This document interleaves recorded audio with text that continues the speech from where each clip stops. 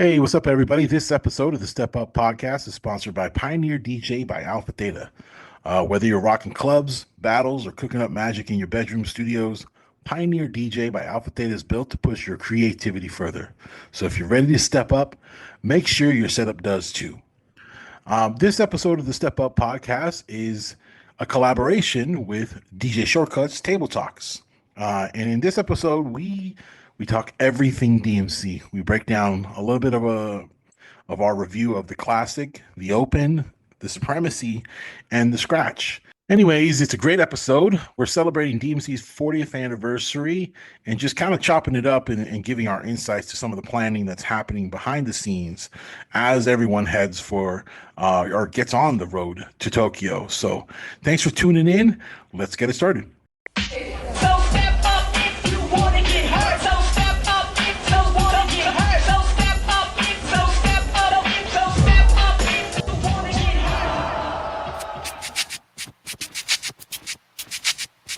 Test 1 2, test 1 2. How y'all feeling?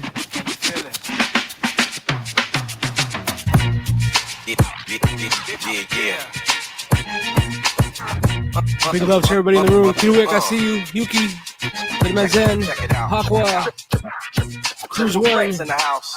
How y'all feeling?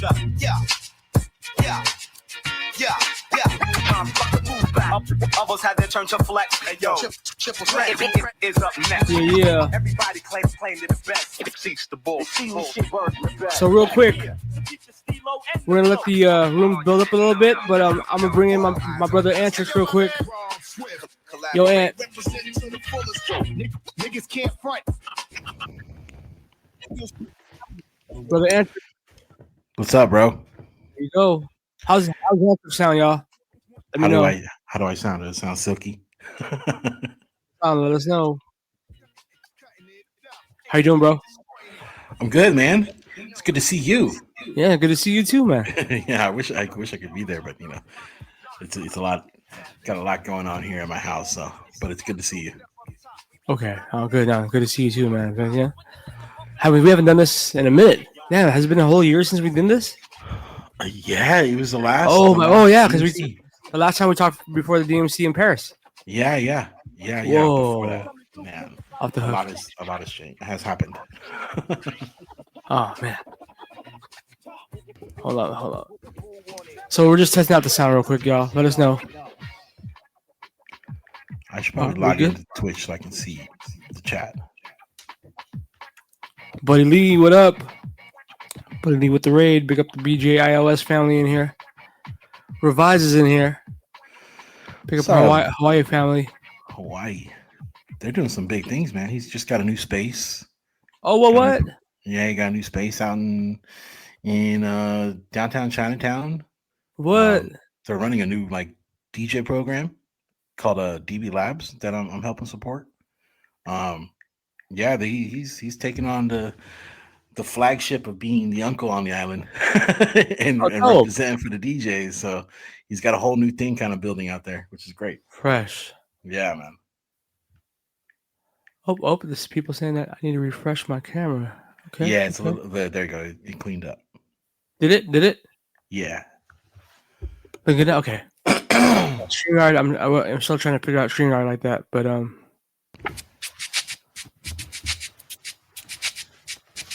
Come on. You're busy. You were just in LA. Yep. Sure was. For Bastards thing, and you're about to go on a reggae cruise. Man, a lot going on. Oh man, thanks for the segue. Here comes the shameless plugs. So we got. If you happen to be in Oakland this weekend, this Saturday, it'll be a native tongue night.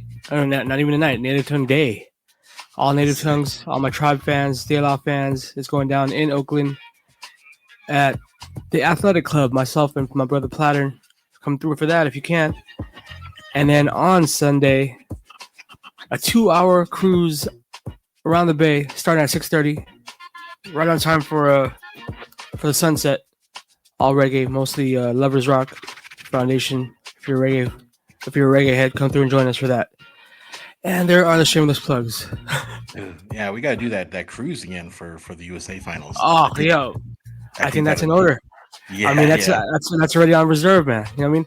If any of you guys came to the anybody was here for the 2023 World Championships in San Francisco, that next day on the boat was amazing, man. I mean, yeah, we did a boom bap cruise, followed by a big cipher with everybody on the boat, a scratch cipher, and that was amazing, man. I mean, we definitely have to have more of those. So,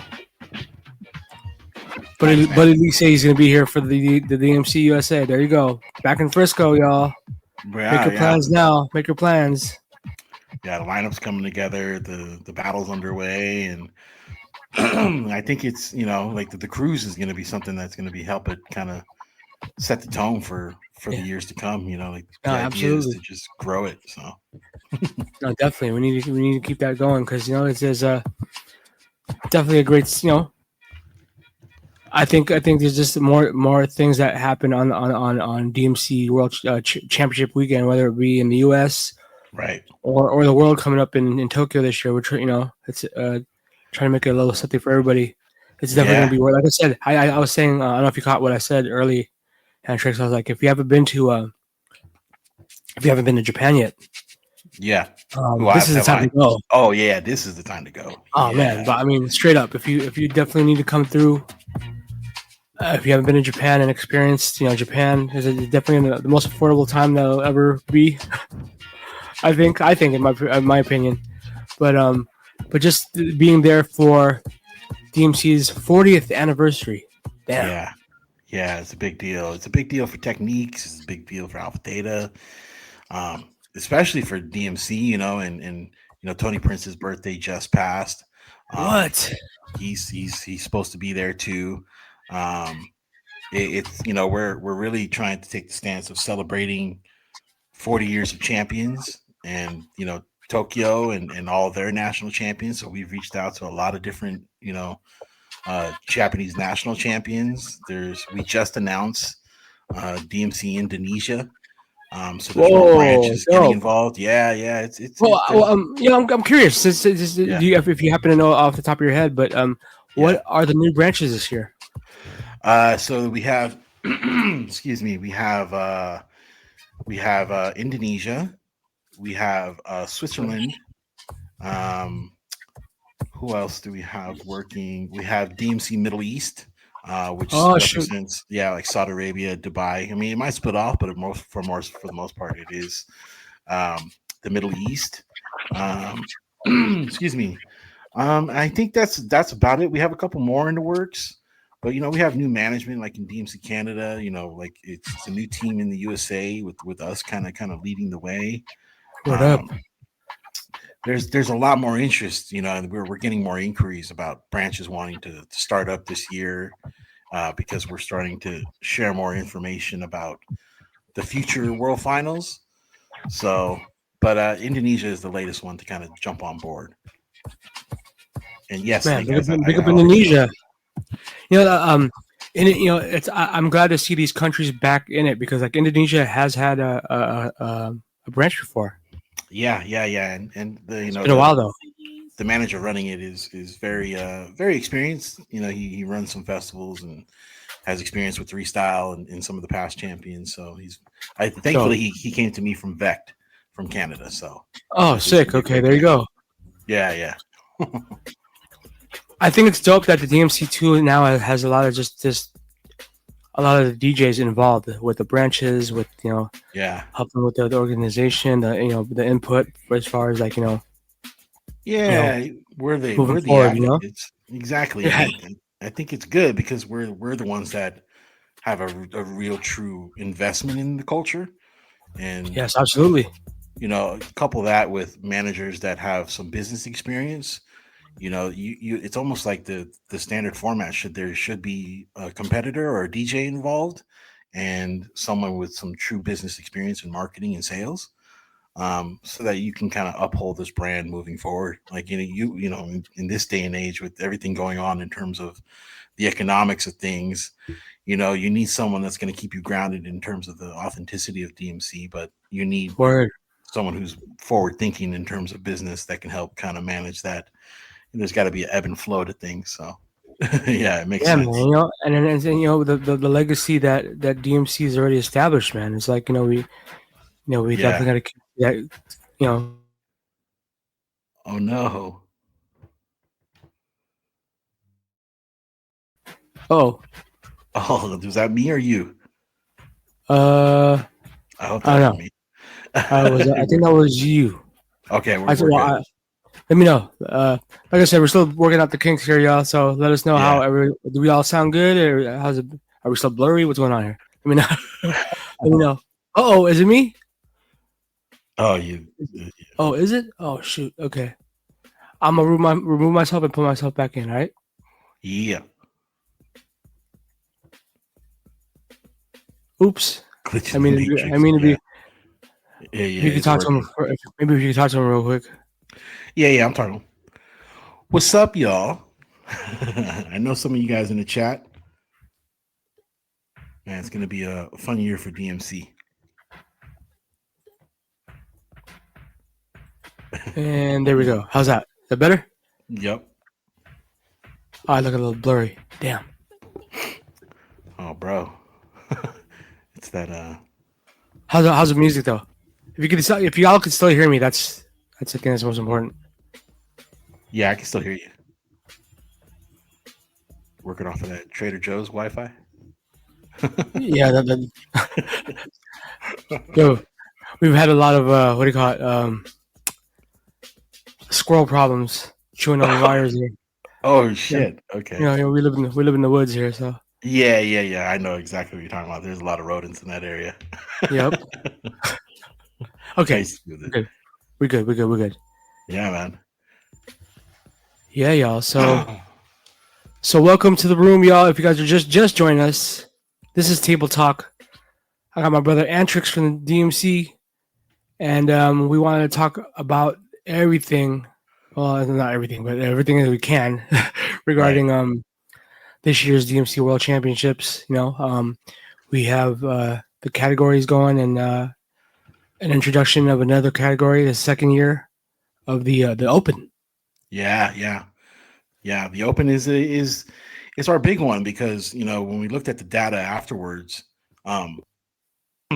majority of the online for the wild card, which is now the wild card, we had a big tick in competitors in the Open and the Scratch, which was our outliers this year in terms of signups online and globally. So it's we're still being defined, as you know, because you were involved in the early stages. We have a lot of feedback that we learned from Paris.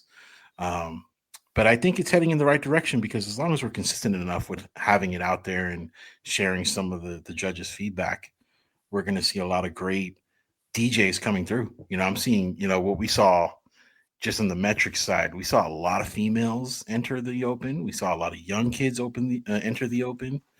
That's so dope.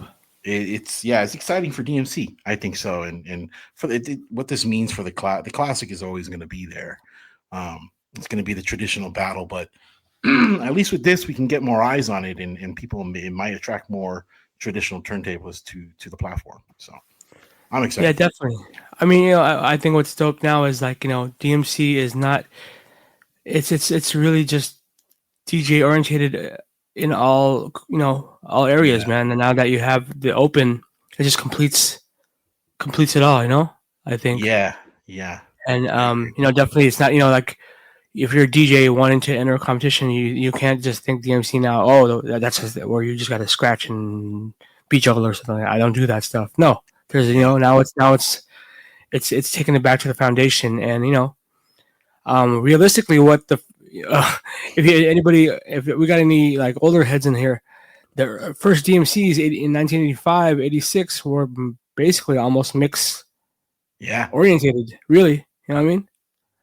So but to bring to come 40 years back to it, and now it's bringing it back to the foundation, but it definitely I think extends the legacy, especially you know what I mean. Yeah, I agree.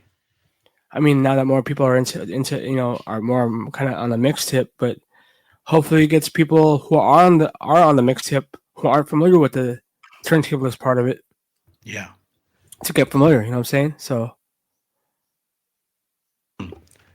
Yeah, I think it's when I just posted this series on the DMC World social media called Celebrating DMC 40, and we're celebrating some of the past champions. It's something that we started last year.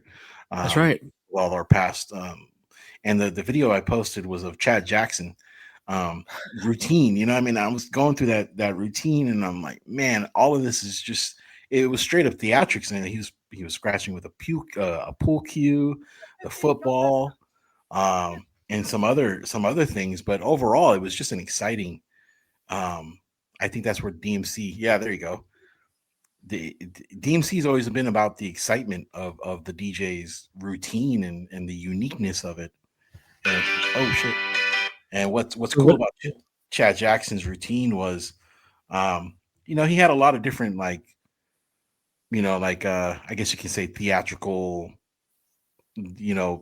things in his set, but overall it was still very musical and fun. I was saying we should bring back the fucking whistles for a lot of people who watch DMC videos, I think back in the days, were like, man, why they keep blowing them damn whistles? I think you can't understand what that is about until you're actually there. You know what I mean? You actually have to be at the battle itself. Yeah. Because I could only imagine, and this is I think it's more of a European thing as well. Yep. If you go to a soccer match, if you go to any of those kind of matches, that it's that extra kind of everyone's just hype, really. You know what I'm saying? Yep. Exactly. And so if you guys anyone who trips off the whistles at the old DMCs, it was definitely more of a crowd thing. You know what I mean? Crowd participation thing. If he did something dope, that's when you blow the whistle. Yeah. But this part he does this scratch where it's these stabs that sound almost like what you guys do.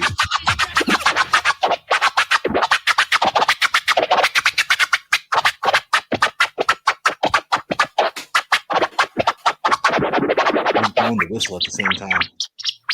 Oh, he was, huh? Yeah, watch. Let's see. Oh, he was. Crowd is getting hype.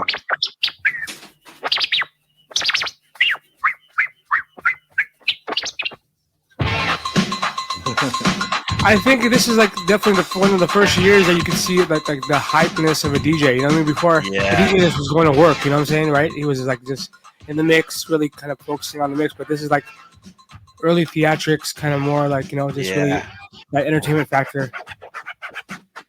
Yeah, it was fun. I think that's the point. Yeah, I agree. That must have been exciting to see, though. Yeah, it must have been. I mean, back then, yeah. I mean, we also got to consider that year.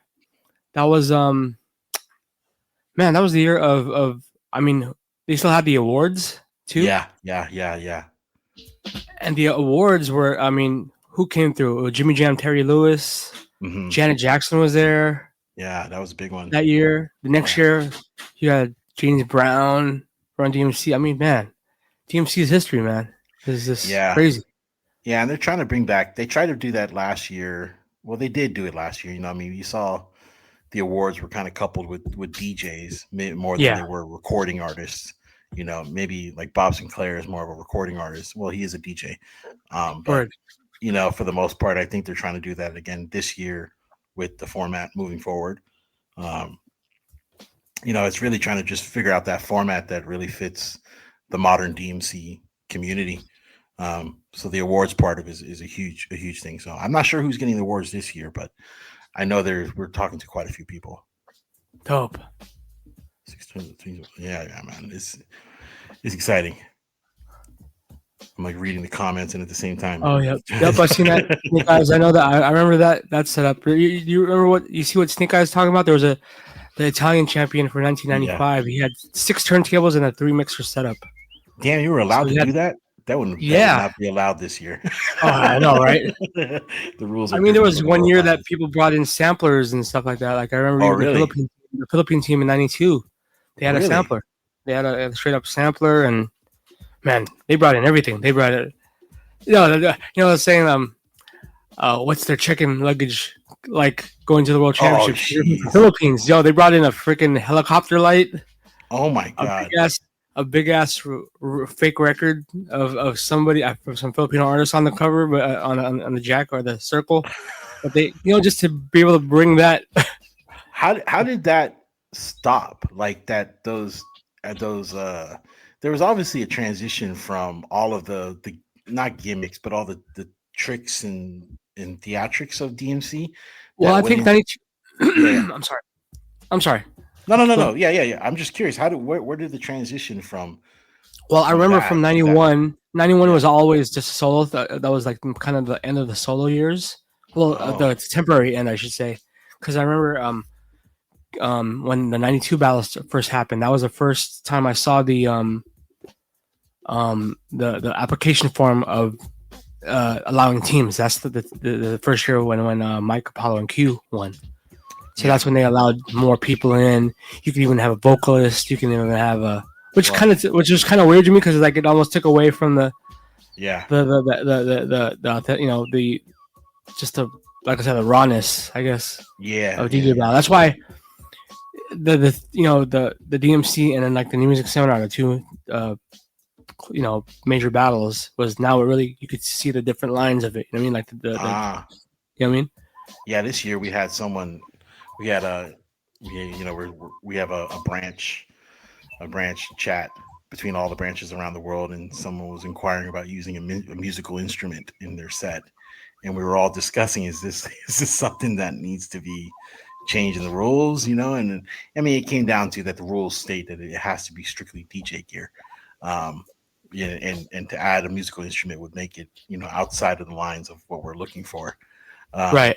But it was just something that was like the 80s versus the 90s DMC were completely different in terms of the style of DJing that was up there on the DMC stage, and heading into the 2000s, and damn, I can't believe I'm saying 2000s, 2010s. Oh man, we're talking about we're saying that like it's been forever, but it has been. If you really trip, it has been forever. You know what I mean? Yeah. It's been a long time now. Yeah, we're in a new era of styles, but I mean, we saw like Paris was a unique. I guess you can say it was a unique pot of different eras because of Fly coming back, and some of the people that were involved with we saw some new people enter the classic last year. That came like Max Best was one of my favorite. I mean, he didn't place top 3, but he was one of my favorite just because of I just did a podcast with him, and it was just completely like just fanboying over what he did and trying to figure out what was his mindset behind his sets, and and he really loved Pearly, because Pearly's landed, even though it was a tradition, it wasn't traditional, but it sounded great, and he said it landed really well in terms of the style of beat juggling and scratching that she was doing. But it's kind of cool to kind of see someone like Fly come back last year, because it was kind of intimidating for everyone else on the lineup. So people are like, is Kentaro going to come back this year? Like, who's going to come back this year and try and win the classic? So it's interesting to see what's going to happen. Yeah, I mean, it's dope that that's one thing that what's good about, especially with the classic, it's that traditional 6-minute set of just who's dope. You know what I mean? Yeah. And go ahead. No, I'm sorry. Go ahead. No, I'm curious. Like, I asked this question to Max because, Max was mentored a little bit by, like there's a lot of people mentoring other people. Like he was, Max has some mentorship from Vect and some other people. And there's this, and there's this. He had a great quote where he was saying that, objectively speaking, Vect is right in many ways of how things should be done. And his question was, or my question to him is, how do you balance? He said that he's not the greatest. He's not. He feels that he's never going to be as good as the people that has done this before. The scratching and juggling. It was such a unique era where the styles were very definitive, but we're in this new era where there's a lot of technologies available. How do you balance? DMC's always been a kind of a creative platform and forward pushing. Where do you see I guess how do I say this? But how do you balance not copying somebody from before and being pigeonholed into just doing what has been done before, and at the same time finding a way to push it forward? I think a lot of these DJs are, like I told him when I was battling, I always try to figure out how can I make a craze like set, but not be craze, and I'm curious, right. as a past judge for the classic, how much should someone focus on the original styles, like scratching and juggling and the formations of, disses and all that, versus stepping into a whole new world of like finger drumming and production? How do judges kind of see that? And I think traditionally everyone around the world watches the last year's champion to thinking that that's what's gonna win. Oh, well, that's what he did, so that's what I got to do to win too. Right. But like I said, man, I think there's so much you got. Here's my hint. I mean, my not a hint. Sorry, my advice. Yeah. For those of you who are thinking of how to make up a set or what to do, you got 40 years of DMC. Yeah. I wouldn't look just to the last year's champion to be like, oh, that's what it takes to win. There's so much stuff that's happened over the last 40 years. DJs who weren't champions, DJs who didn't even place, but a lot of their techniques are super influential. You know what I mean? That like they did stuff that no one really even thought of. I think So yeah, I don't know. I kind of look. That's why I always encourage the new generation to always kind of look towards the past videos. You know what I mean? To get inspired. Like whoa, no one paid attention to this dude. Like this dude was dope. Like again, like I know I'm digging up fossils by pulling up the Robert Watts footage from 1988. But if you really trip, a lot of those techniques he was doing, just even the transitions, the scratching from slow to fast to get into a fast part of the routine. You know what I mean? Yeah. That's amazing. Yeah. Something as simple as that, baby scratching it from slow to fast, then break it down, and then you know what I mean, like.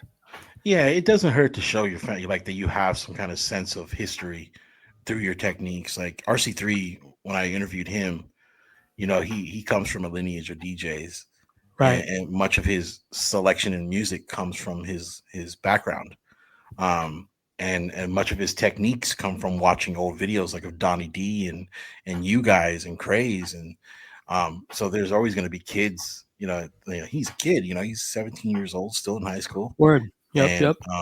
He's doing his homework, which is great. And so you're going to have those, those what do you call it? Those individuals or those diamonds in the rough that actually do their homework. And then you're going to have those kids that are just like, well, this is the platform I want to try and get on and just win. So let me find out what the best way is to. So I'll just mimic everyone. But yeah, I thought it's kind of curious to kind of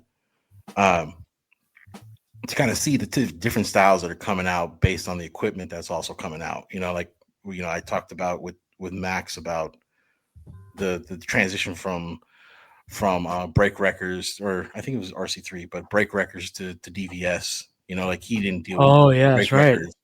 And break records were seen as something negative in the DMCs. I think that's right. I was hearing. I totally remember that. Like,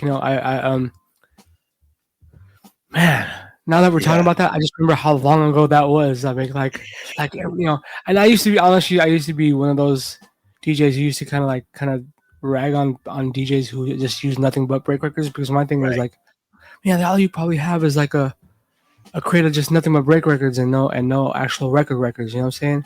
Yeah. And and that's the thing. I think it's the generation gap has even grown more, because I learned not to blame the younger generation for not being able to know the music background, because they never had the records in the first place. You know what I'm saying?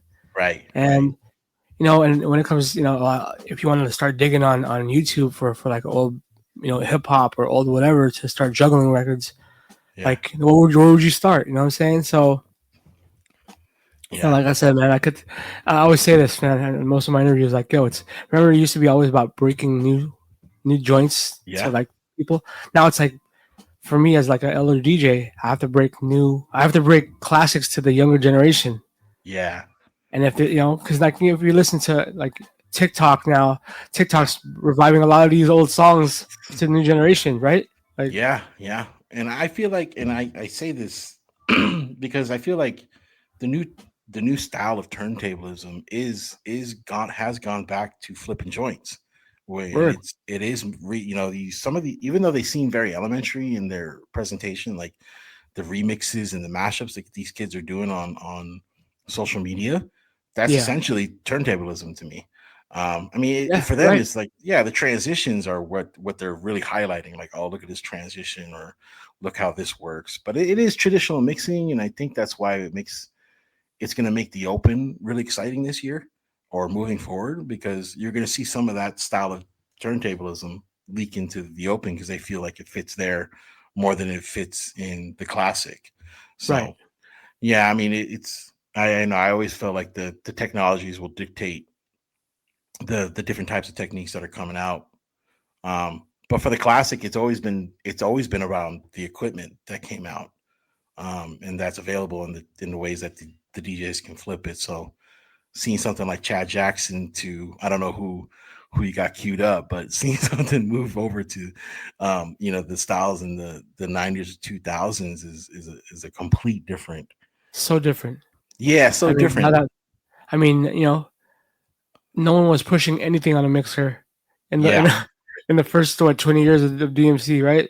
So yeah, yeah, and it just shows you. like homie in the chat said, stems, like, even some of the people I talk to, stems is just a whole nother world of Oh, it is. possibilities.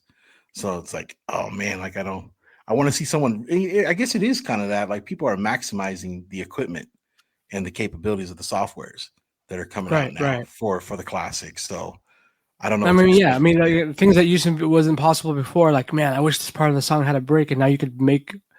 You don't even need the ballad breaks anymore. You could pretty much, you know what I mean? Yeah. It's, Wow. yo, I want to just answer a couple of questions that are in the chat room right now because I think it's really important. Like, Sure. Ron Love was asking, I think, and this is something I think me and you should probably answer is, do the older guys think they could still win DMCs today? Yeah. Because it's I think still, absolutely they can. yeah, 100%.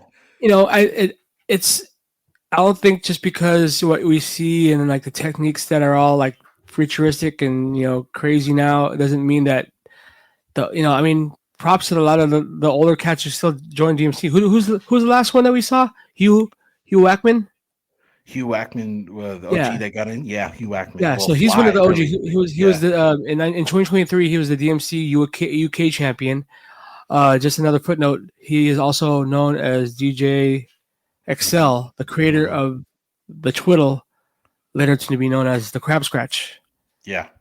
So Yeah. he Yeah. entered I forgot. I mean, he's older than me. You know what I mean? So, but he went in it. He won his country's championship, and he was Yeah. able to place in the top 10. You know what I'm saying? So, just shows Yeah. you, man. I don't think it doesn't matter what age you are. You could be as young as Arena at 11 or 12, and you could be as old as Hugh Wackman. You know what I'm saying?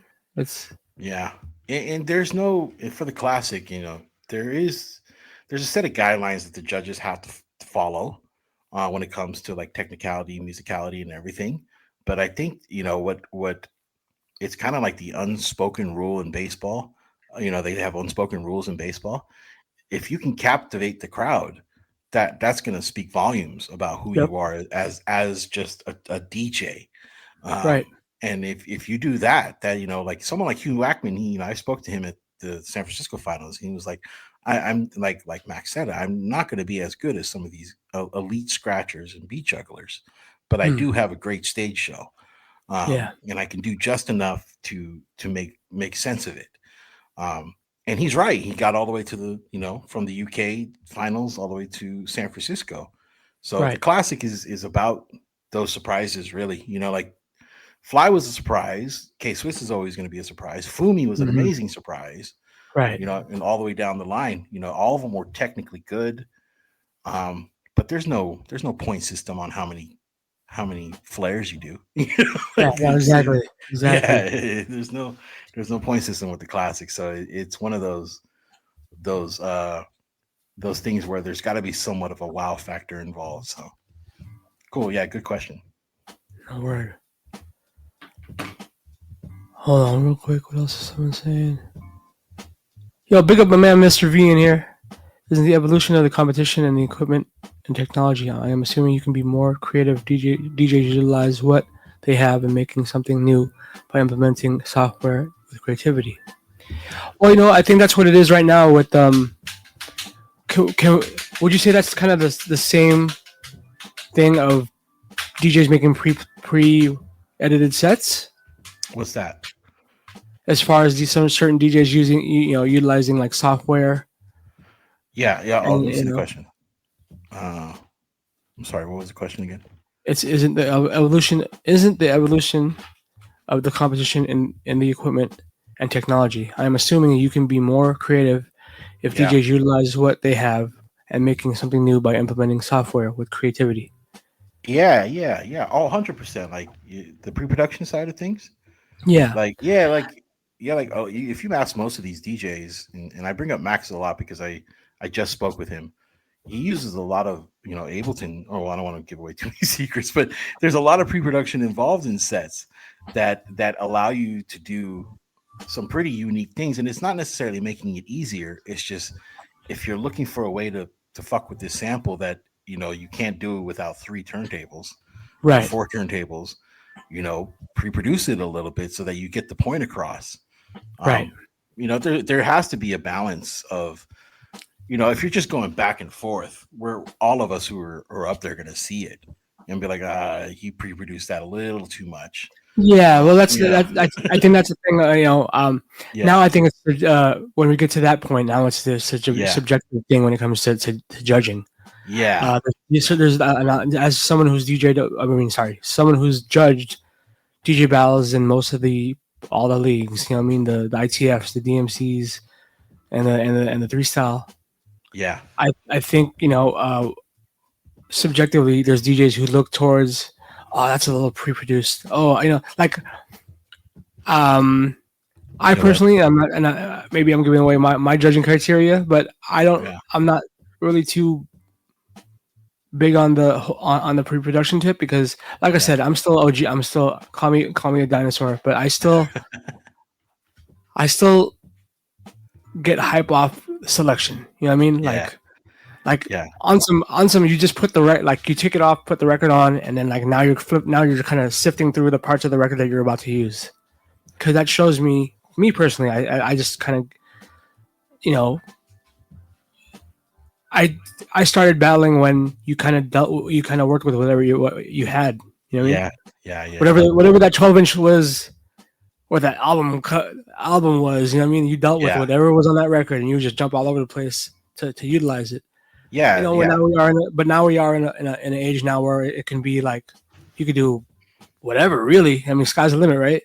Yeah. But I still think that selection matters as far as I'll give you an example. Like, when you battle and then you practice something. Oh man, but this was dope at home. And I practiced this routine. It was supposed to land like. I didn't get the reaction of how hype it was, but at the same time,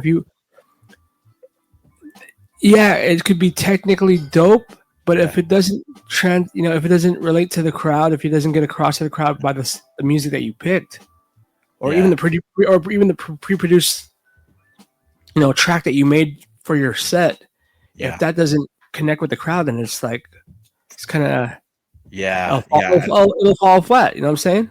Exactly. Like there was a couple sets that happened in Paris where technically they were great, but if like you said, it fell flat with the selection of music that they're using. The crowd just looks kind of hypnotized about it. They all have this Serato face. That's trying to figure out what's going on. Yeah, there you go. Like another thing, so saying that, I for me, if I as a judge, if I have to sit there and kind of study what you're doing, and just kind of be glued on what you're doing and trying to understand what you're doing, I'll lean towards the person who's just making me do this. Yeah. You know what I mean? Yeah. You know what I mean? Like head bob. Yeah. I'll give you an example. I've seen a bunch of scratch battles in the past. Scratch battles now. I've seen a bunch of scratch battles where the one DJ was scratching and he wasn't doing something as technical as the other guy. Yeah. But some of the judges were really feeling them kind of just on the groove. You know what I mean? flow. Yeah. And and just to let you guys know, I think in that judging panel was Q, Raider. I forgot what year that was, but there was a DJ who was just doing real simple, kind of like just like primo style scratches. You know what I mean? Sick. But everyone was like really like ugh, and Yeah. it shows you it's like it's also being I think the balance is important more than ever now. You know what I mean? I think so too, and you see that in our scratch battle too. Like, you know what? Let me pause for a second. I got to grab my Oh, computer all charger. good, all good, all good, all good. But I do have an example about this when related to scratching. So give me one Okay, second. okay, okay. With that said, what's up, y'all? How y'all feeling? Mr. V, I am waiting to see a DJ in this comp that uses a 4-channel mixer and simultaneously uses 2 turntables and CDJs or 4 turntables seamlessly. Has that happened? There has been a DJ who used. Well, I mean, I haven't seen a 4-channel mixer used in the DMC yet, but I have seen a DJ use 6 turntables and 3 DMC mixers, and that guy was from Italy in 1995. But of course, it was definitely off the hook. But but like I said, it's definitely a you always see the crazy ones. I think the 80s and 90s was more of the crazy years, right? A lot of the more like real experimental, kind of messing around and taking chances on pretty much anything, Cool, I'm back. What about?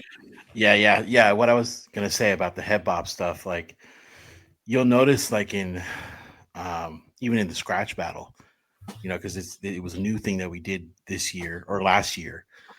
That, I mean, number one, DJs don't know how to count bars very well. Like, Yo, can we talk about that one? Yeah, we need to talk about it. But let me give this example. And not to go. We actually had a whole run of show for you guys, but but I think when me and Ann always get together, we just talk about we go on tangents of everything. So, but this is why we do table talk. You know what I'm saying? We're all just kind of just sniping and talking about this. But I think this one is a very important one. I think our plan was to talk about the categories for DMC, and then since I think it's a perfect segue to talk about the scratch category. Yeah. And go ahead. I know. I think it's such an important part of the battle. You know what I mean? Yeah. Is knowing your bars. We were. Looks like it's gonna get spit fire. The scratch battle is it uses the format that we use for a lot of all the scratch battles use it now. It's the Q&A style of scratching, and the idea is you're supposed to scratch about 16 to 32 bars. 32 bars is just being friendly, like, okay, that's enough. But scratch 16 bars, and it really comes off of Scratchpad, right, in San Francisco, and what people would get mad if you scratch too long, like, hey, quit hogging the bars, and so we took that into a battle format, with Battle Lab and the Cut to Cut, and now everyone else is kind of using a similar version of it. But I remember me and Babu were up there, and it's like, yo, so how do we get these guys to count bars? Like, we got to get them to stay on the count from 16, like trying. And so Babu had to manually say 1, 2, 3, go, or 1, 2, 3, next. And it was like, oh, we got to figure this out. But for real though, that's kind of. Can I say it? It's kind of sad. Like, of course. Like, come on, it's man. It's not their fault. I mean, it's not their. I know it's not their fault. Like I said, that's why I think. Yeah. And when I say the DJ element has to be involved as well, because I know there's a lot of DJs who just cut it up, but like they don't mix as well. So, but when you're doing a cipher with a bunch of people, of course there's that etiquette where you can't scratch over someone's time, or you can't go over, or you can't end too early, right? Because it kind of throws off the whole table. Yeah. So the next guy's just sitting there like, am I supposed to start? Right. Like, we're supposed to be all in sync as DJs. Like, okay, it starts on the 1, and let's get into it. But for some reason we the scratch, and this is me going back to that example about the head bop. Like, there were some scratchers that really stayed in a pattern, and just rode it for the 16 bars. For the 16 bars, and just did that one pattern the whole way? Just rode it. Well, not all the way. Sometimes they would vary it, but there were some DJs, and I'm not speaking specifically about the World Finals, but you'll see this in a lot of scratch battles where if they have just a little bit of funk to them, and it makes the judges kind of, bob their head like, okay, he's got a little bit of variation in him. It kind of tips the scale towards that guy. And it's not necessarily like he's being more technical. It's just he's being a bit more funky about it. And, the one thing that D-Styles helped a lot with the beats for the DMC scratch. Same with Fong Fong and even Kodak Visuals. But one of the wild card rounds, the tiebreaker rounds, was choose a beat that is really difficult for most scratchers to scratch on. And that beat style was boom bap. No, you know what I mean? What? I'm like, why is that hard? Why is that hard? Oh, come on, man. It was okay. It's funny because that's what it is. It's like cats get lost on that BPM, and I'm like, man, dude, I'm not the best scratcher, but at least I can funk it up a little bit with that BPM. That's a bit funny. No, that's a bit heartbreaking for me though, man. Like, damn. Yeah. But you know what? Like I said, I think especially for the new generation who didn't grow up in the boom bap era, you can't blame them. You know what I'm saying? Like they didn't grow, they don't know that music. You know what I mean? Yeah. But my thing is too is like, if you're a true scratch champion for the DMC year of this year or whatever year, you should be able to play scratch to it. Any beat that you're any beat and kill it. You know what I'm saying? Yeah. But my thing is like, Alex Remix said it the best. I find it easier to scratch on boom bap because but then again that's subjective because Alex Remix, myself, he probably grew up during that boom bap era. So of course that's our shit. You know what I mean? Yeah, but at the same time, it's like if you're a new kid who grew up on trap, what the hell is boom bap? That's like scratching the waltz or something. You know what I mean? Like. Yeah. But the DMC scratches is about testing whether or not, like you said, can you scratch on any BPM, and all the best scratchers in the world can, no matter what, and they can count 16 bars, and they can, so that the scratch is not going to be super. We're not going to be super strict about what if you go over by a couple bars, but if you start to hog it, then we notice it, and it's accounted for with the judges. So that's more of a judge's discretion kind of thing. Yeah, it is. There's no point system to scratching either, right? Like it's almost like b-boys, right? Like 1, 2, 3 left or 1, 2, 3 right. But because there's right. We actually have a lot more scratch DJs this year in the finals are coming this year. So we're gonna have to have an elimination. But essentially, what we're trying to end up with is about 4 to 5 DJs up there for the final. And this is a good time for me to plug it, but the DMC USA is trying to, this year, the DMC USA is only holding 2 battles. It's the Classic and the Open. And we're trying to send our first national scratch champion to Japan this year, but we don't have a lot of sponsors. We're being very open about that. We don't have a sponsor that is really seeing the scratch as something that is worth sending. And so we're having to turn to the community and try and raise some funds for it. So if you go to our website, dmcdjchamps.us, we kind of have a fundraiser that if we can raise enough money for our champion to get to Tokyo, we'll hold a national competition online to try and get them there. So if you're, again, dmcdjchamps.us, I think our deadline is in June to try and raise that fund in order to hold a battle. But I think the scratch is, it's one of the most popular battles within the 4 of the DMCs right now. We had over 100, if we would have counted the rest of the branches, we had over, maybe 200 DJs enter that battle. And you know how that battle gets, it's tough to watch. Teams. I judged a couple of the eliminations for that. Yeah. I remember one year the scratch I had to do almost 100? Yeah, that was like oh man. I don't know how to make it any smoother, or you can't even, I don't want to put too many clamps on it, like, oh, stop using stop using fresh, try this, try that. You want to kind of leave it open for them. But as a judge, I mean, you say it yourself. You can tell whether or not this person's got it within a few seconds of any routine, whether it's a classic, Right. the open, the supremacy, and scratch. As a judge, are you what are you? I mean, is what are you looking for as a judge in terms of scratching? And if you were, I mean, I know you're saying that maybe your feedback would be more suitable for the classic or the open, but I definitely think you have an understanding of what to look for in a scratch battle. Well, for scratch battles, I definitely look for, I'm always looking for versatility. You know what I mean? Yeah. I know that the strong points nowadays are definitely in the 60, 70, 80, 70 BPM kind of range now, but to be able to kind of just go across the board, you know what I'm saying? And now that you're saying that that people's really has a more of a struggle with the 93 BPM swing. Yeah. Boom bap beats like that more than ever makes me want to I can't wait for. Almost that should be the fact that that's a general consensus of all the new scratchers. Yeah. What BPM they're having a problem with? That should definitely be in part of the part of the hurdle. You know what I mean? Like yeah. Make it the first round. I mean, honestly, I think that should be like. Oh yeah. Maybe in the beginning for it to eliminate. Like, that should even be almost a prerequisite.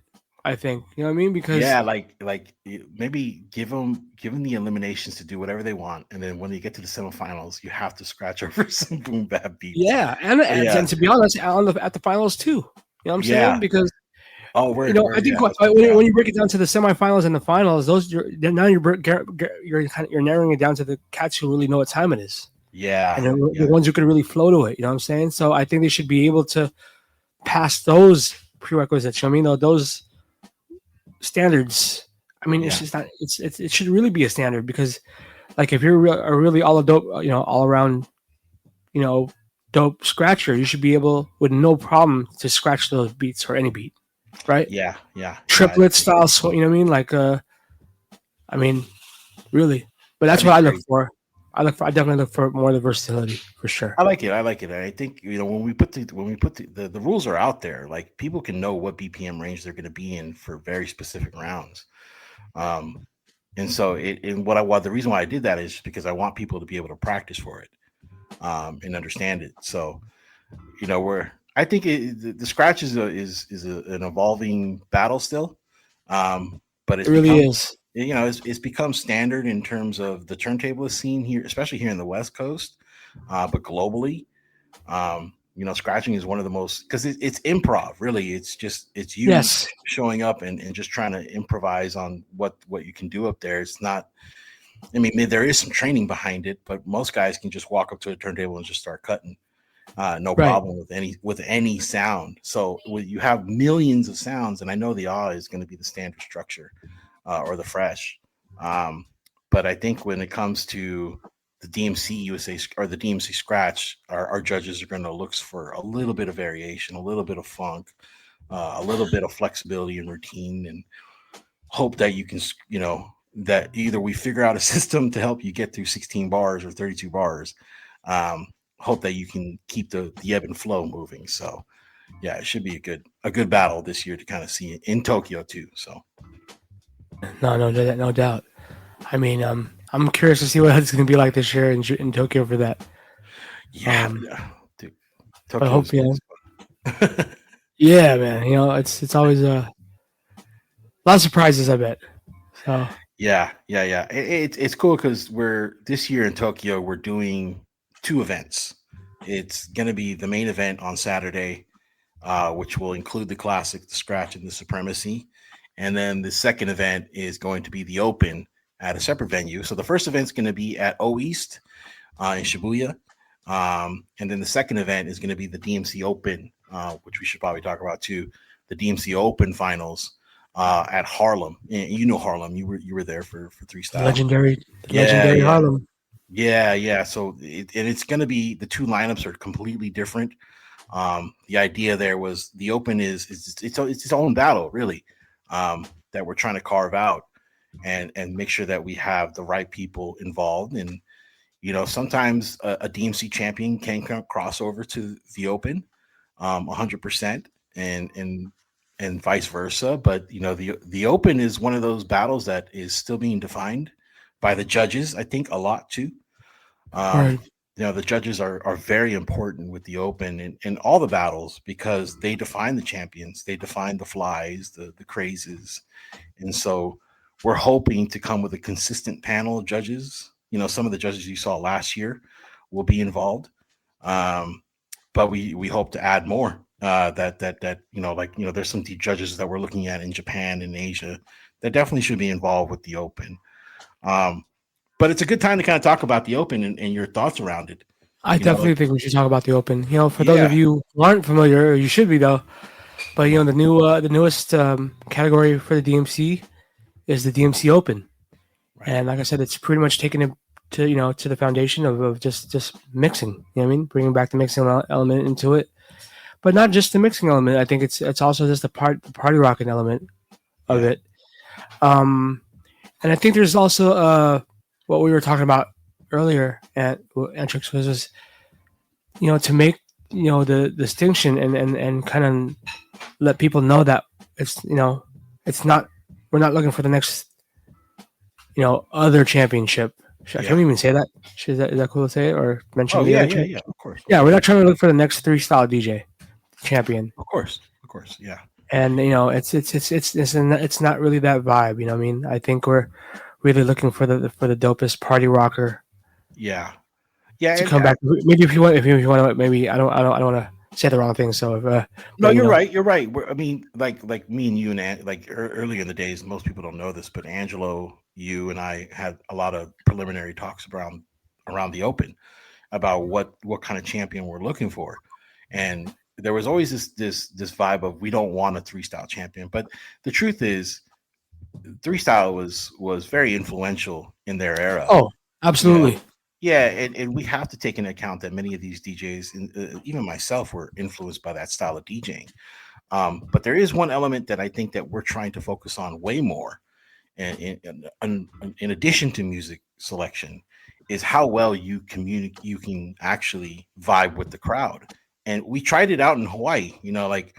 We did this event in Hawaii called the DMC Open Cypher, and what we did is we took 3 local DJs, very young DJs that were from different party crews, and we said, hey, we want to try and get a vibe for what the Open's going to be. We want you to do a set that is competitive but is more in tune with what you do at your parties. So some of them, like Caldi and Caldi more so got some advice from some past battle champions. And really it kind of molded her set to feel like it was a battle set, but it was still very party rocking. Like it's something that works on a boiler room and any other party that she does, like R&B and ribs, and and she's very popular on the island herself. And what we loved about all 3 DJs, what they did is they were able to bring their crowds there, and everyone was just having a good time. It didn't even feel like a true battle. There was a battle in between, like Give It Up for Caldi and so forth. But I think what we're looking for in the Open, on a global level, is that same party vibe. Like this almost should feel like a party more than it should feel like a battle. So we definitely don't want people to be sitting there staring at the DJ the entire time. We want people to pour your drinks, have a party, almost forget that there's a battle going on, which is a tough tough line to toe. Because how do you get that across as the DJ who's battling, right? Like, did 3-style in your advice or were there ever moments where you felt like this DJ really figured it out? Was there a DJ that really figured out the 3-style vibe that you were looking for? Yes and no. I think what it was from the first years of the 3-style. I think it was I think definitely a lot of it was like kind of a borderline of like the DMC style of the turntable set, and then implementing that in a mix set, which was cool because it was something new at the time. That hasn't been done, hadn't been a battle where it's like you're kind of like a lot of the tone play stuff. Give you an example. Like that's definitely it's not it's like turntable-esque ish. You know what I mean? Like it's definitely related to turntablist scene, but not super turntablist scene where. Because if you did it in front of the masses, which a lot of those battles were for the masses, people who have never been to a DJ battle, but they understood what was going on when they were doing that. I think it's definitely bringing in. Like I said, it kind of goes back to versatility. You know what I mean? Yeah. Knowing that balance of flexing enough skill to show people, hey, look, I'm still on my skill set right here. You know what I mean? But at the same time, you're still rocking the crowd, right? Yeah. I think Snake Eyes said it in the room pretty good. Two DJs who I thought, definitely that I saw in the past in the three styles were Puffy and Jay Espinosa. Yeah. Real good balance of just like really, translating your set to the crowd. Connecting with the crowd, getting a crowd reaction from what you're doing at the same time, where it's not whatever you're doing is not necessarily just flying over their heads. Yeah, and that also that entertainment. You know what I mean? Yeah, that entertainment factor. If you think about it, like man, Puffy though, I love my man Puffy. I think that guy should always get a handicap already because. I always say it, man. A lot of the Caribbean DJs got the upper hand over a lot of people because, I think the Caribbean crowds are some of the most unforgiving crowds because, like, if you suck, they'll let you know you suck. Yeah. You know what I'm saying? Yeah. You got to be super, like, an entertainer. Like, we're talking about the selectors there. We'll play the song, like, especially the sound system guys. They'll go in front of the stage, talk to the crowd. That makes noise for transit. And then they'll go right back to the set and then do their thing. And that's what Puffy did. So that's why Puffy was especially a great example of a good mixed DJ, because if you see any of his sets now, he does that balance of just doing enough, cutting it up, back to back, showing that balance, but then still rocking the crowd. Jay Espinosa does it as well. Miles Medina does it. There's a lot of DJs around the world that do it, but I think for a champion who really connected with a crowd that I saw, I think Puffy was definitely one of them. So and I can say small spoiler, but Jay Espinosa is kind of connected to the Open this year. So there you go with him. Here's my question for you is because you mentioned Puffy. Puffy's really good with the mic, and we don't have anything in the rules that prohibits mics. Should mics be allowed in the DMC Open World Finals? Because we don't even know if that should be. We haven't really formally figured that out. So here's the thing. From what most parties I've seen nowadays, it almost seems like it's kind of it's almost a must, man. I mean, realistically, you need to connect with your crowd. You know what I mean? I didn't talk on the mic for the longest time, Mm-hmm. And it wasn't until I started doing triple threat gigs with Apollo, and one of the main things he told me as I first started talking to Mike, he was telling me, "Yo, the first thing you gotta say is greet the crowd." Greet the what's up city, whatever city you're in. Yep. If you get a crowd reaction from jump, you're good. All you got to do is not put your foot in your mouth after that. Say something stupid, you know what I mean? So, I've been doing that. Like, yo, what's up, San Francisco? How y'all feeling? There you go. You know what I'm saying? Yeah.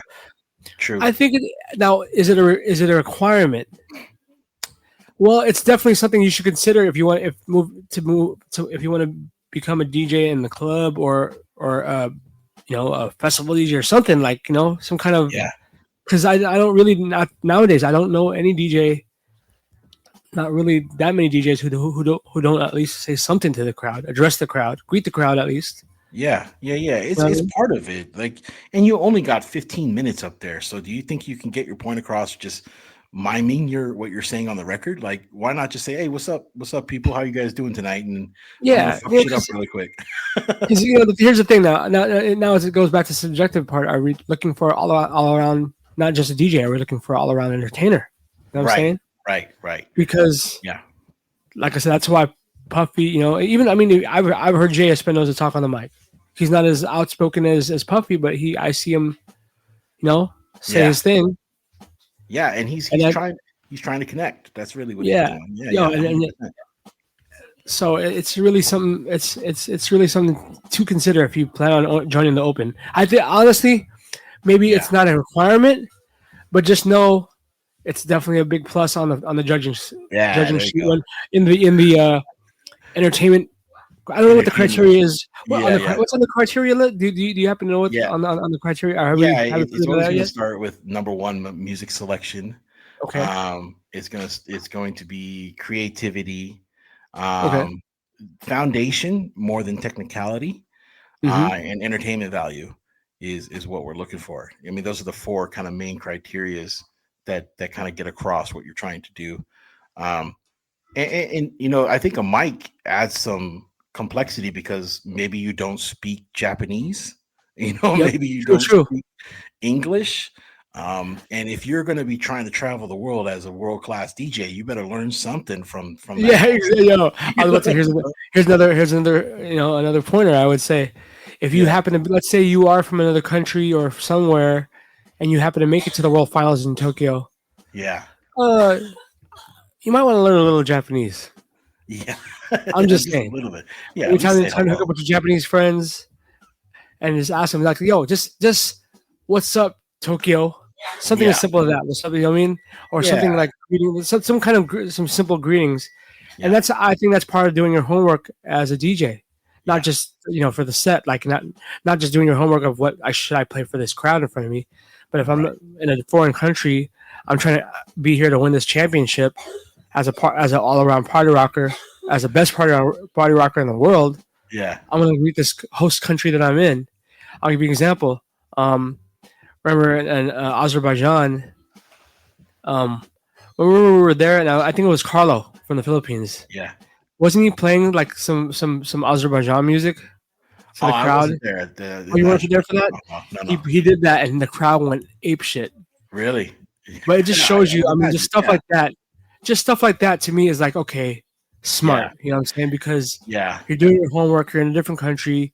That you're in the host country of this world championship. You want to be the. And he was a crowd favorite, yo. Yeah. He was. He was the That's big crowd amazing. favorite. Yeah. And I So think just it's tricky. Like I've done I used to battle in I remember when I first moved to Hawaii, I tried to play some traditional like island reggae.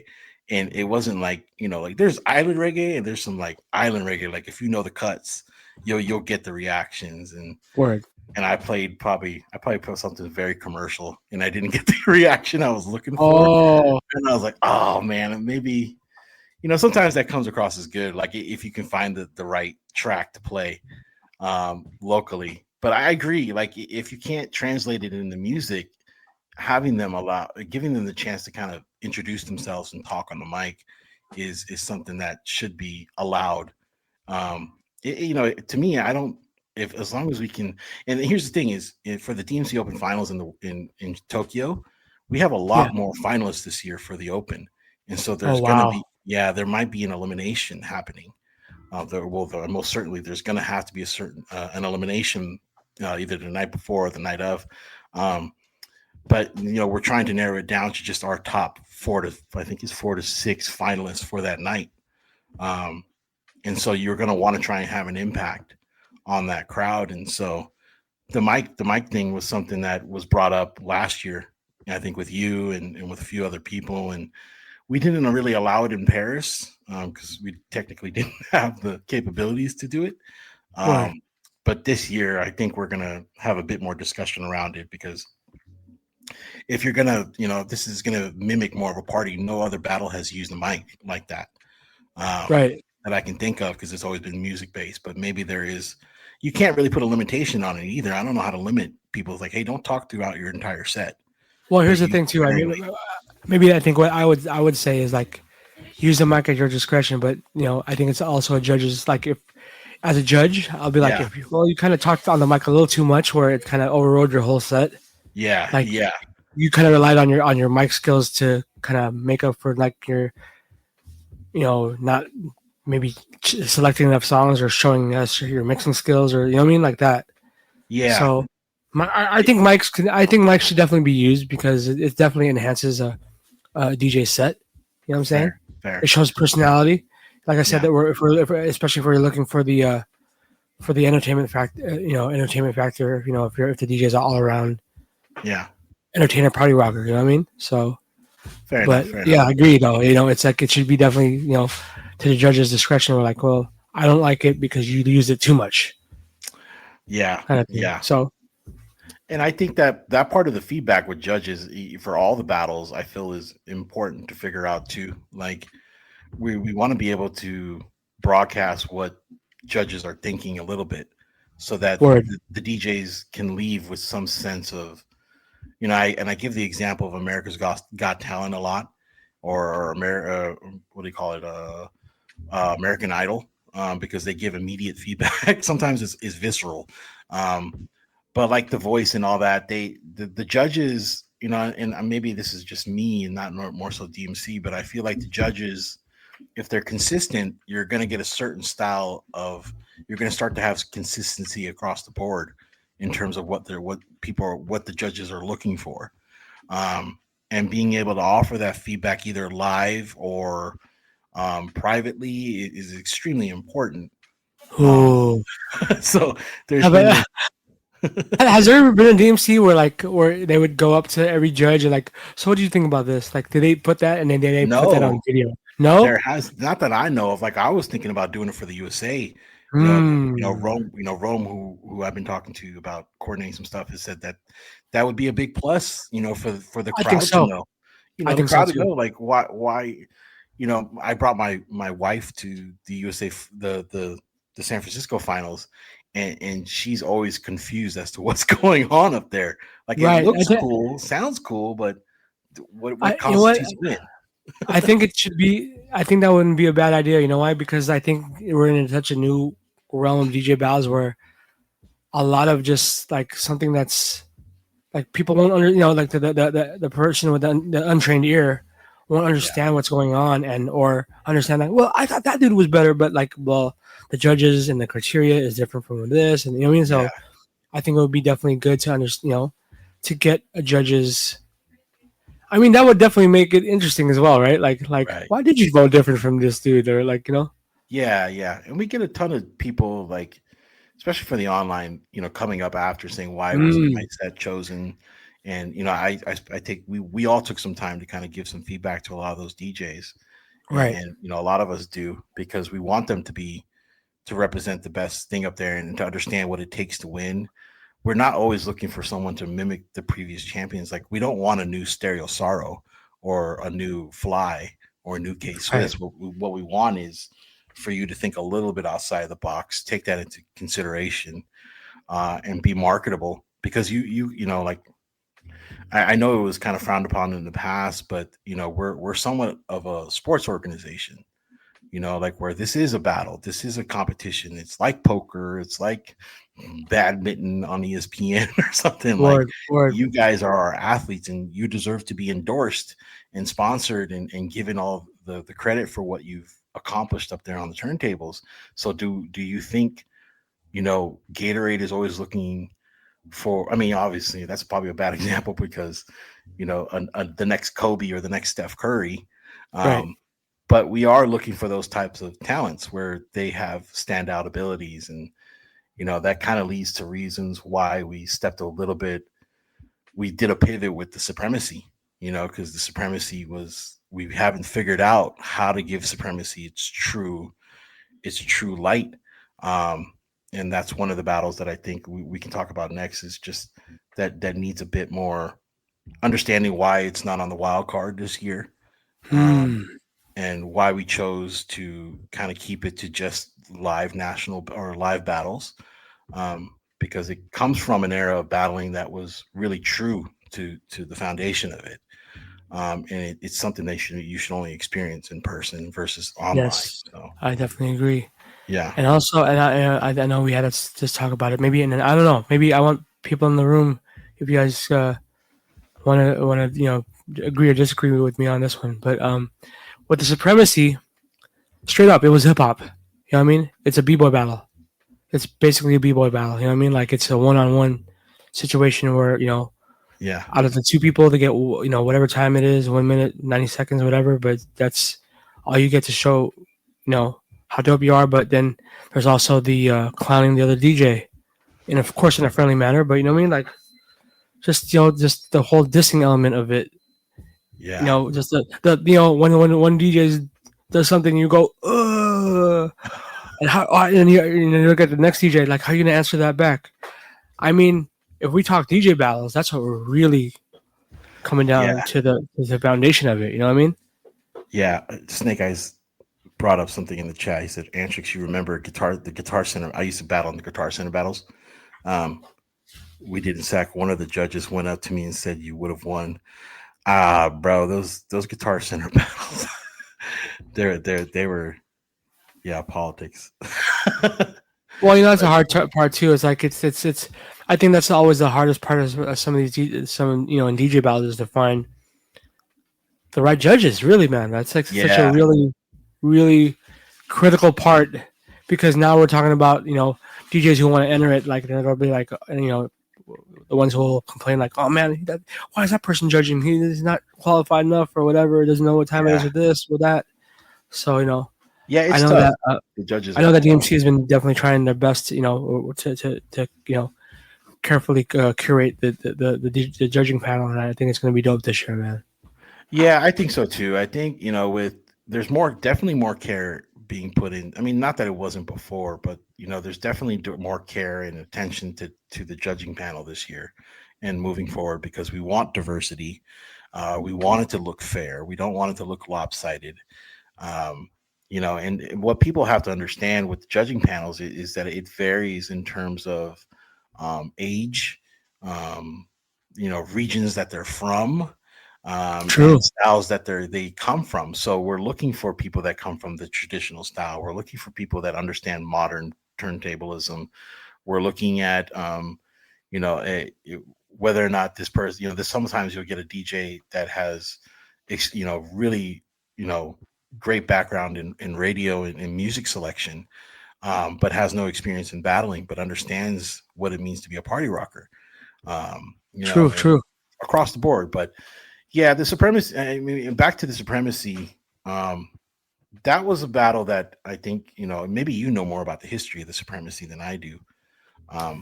But it came from the New Music Seminar, right? Yeah, definitely came from the New Music Seminar battles. I mean, the New Music Seminar battles is the oldest DJ battle that there is. It started in '82, and just to have that one-on-one DJ battle, that element is definitely it's. I'm glad that that DMC carried it on over the years. You know what I mean? Because it's such an important part of DJ battles. You know what I mean? It gets people,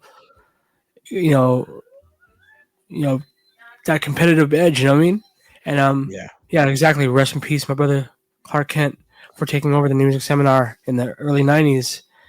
I mean, it's that battle actually was like I said, it was b-boy battle. It was a b-boy battle but on turntables, right? Of just everybody hype. Yeah, and they were doing a back and forth with mimicking each other's styles and techniques, and we were missing that in the Supremacy online. Like we couldn't get. You can't. It's not the same, right? You can't. Yeah. It doesn't come off the same way. Just kind of just doing it online. You need that. Yeah. I mean, or we could possibly do if you guys are open to it. Maybe do an online. Maybe we can even do it on Twitch. Yeah. Like you could, like if you have it on the DMC channel. Maybe here's this man. Oh, wow. I'm putting this out there. Maybe if the crowd wants to chime in, but would it be dope to have an elimination online? You know what I mean? Have like a StreamYard thing where it's like, how me and you right now. Let's say if I did a set and you did a set, and then the crowd could pick or something, or I don't know. Yeah, if we had a judging panel, we could have like StreamYard could allow other judges be in there and kind of Then you can get their comments. You can get the live comments back from the live DJ. I don't know, but just like I said, it's like it's a one-on-one battle. You have to see it live, and I think the best that might be a possibility because there's no other way for it to kind of get across. And I agree. And the one thing that was missing from the online element, especially with the, that we excluded it from the wild card this year because like you saw in that video, it was a very one-on-one thing, and to go through a pool of DJs and then within the time frame that we had to try and make something that was true to the Supremacy, where they can actually diss each other, they can mimic each other, know who it's almost like I was telling them, like, think of this like the UFC, like the one-on-one matchups matter for the Supremacy. It does. So for them to blindly go at, and mind you, no one saw any of the sets from the online last year because all the DJs decided to keep it private. So no one saw the battle between K Swiss and who was it from Stereo and Ride. No one really saw that battle because they both wanted to keep their sets private, and it was an amazing battle. I saw it and the judges saw it, but no one else did. And that's the part that was like, yo, we need to figure out. Let's not try and water down the Supremacy. We need to figure out how to get the Supremacy live again, because it is an exciting format. There is a format that we could follow, like the UFC, where it is its own headline cards, where the DJs do have time to kind of figure out how to battle each other and rebuttal each other and diss each other. Mm-hmm. True. It needs that time and effort versus us just putting it there as just some property.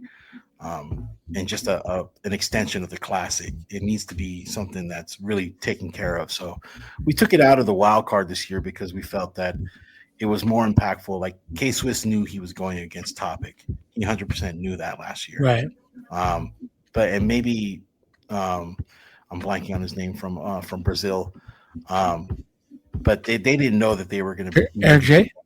Not Eric J. Oh no, that's not Eric J. Raylan from Raylan and Shota, I think, were the ones that were representing in the Supremacy. Oh, okay, that's right. They're the only ones that knew that they were going to go against, like Topic. Topic was the main target, but in the Supremacy, right? It's one-on-one. Like it should be Shota versus Raylan and K Swiss versus Topic. And they should know that they're going to go against each other.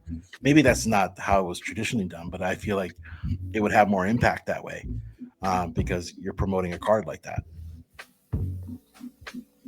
I mean, I think it's an important part of that particular category. You know what I mean? Yeah. There's there's a lot of spontaneous parts of it that needs to, for the crowd to see. You know what I mean? So, well, I think that would be dope. I think that would definitely be dope. Yeah, I gotta talk to you about that after this show. Yeah, man. But like I said, man, I always get inspired about different ways of doing battles, especially after watching like something like that. You know what I mean? Yeah. I mean, just the energy in the room, everybody going, oh, like shit, like you know what I mean? You kind of want that. You kind of want that element in a DJ battle because, like I said, and to be on top of all of that, that's the hip hop foundation part of a DJ battle. Yeah, in my opinion, like you can't lose it. Yeah, the dissing part of it is like, when I was talking with a couple DJs, it's like I was telling them like I really missed the dissing portion of things because it kind of hit the crowd and the DJ in the chest. Like, oh shit, he really called him out. like that part of it is and these days the dissing isn't the same. It's very like me, I'm the greatest. You can't fuck with me. It's not creative enough for me to be like, oh shit, that was pretty clever. And that's the element of battles that I specifically miss. It's just that real hip hop side of it where you knew that person was shouting out Shortkut or that person was shouting out K Swiss. If K Swiss came out and pulled out some French shit and talked shit in French, that would be classic. That'd be a classic. I'm like, oh shit, he said that shit in French. Same, and vice versa. If you would have spoken Maori and got into him in some New Zealand slang, it would have been nuts. And I think that's, like I said, that's all part of doing your homework, entering a DJ battle. Yeah. You should be prepared for everything. Know who your judge, know who the judges are. Number one, or have an idea. If you don't know who the judges are, you should definitely be conscious of like have something prepared for all the judges. You know what I mean? That I think when I do this, you'll get this judge is gonna love this part. You know what I mean? Yeah. That's it's all part of it. It's all part of it. So But yeah, so I mean, with in regards to Supremacy, I really hope that that definitely inspires. Hopefully, more DJs do want to enter the Supremacy. It's let's straight up, it's not an easy battle to join.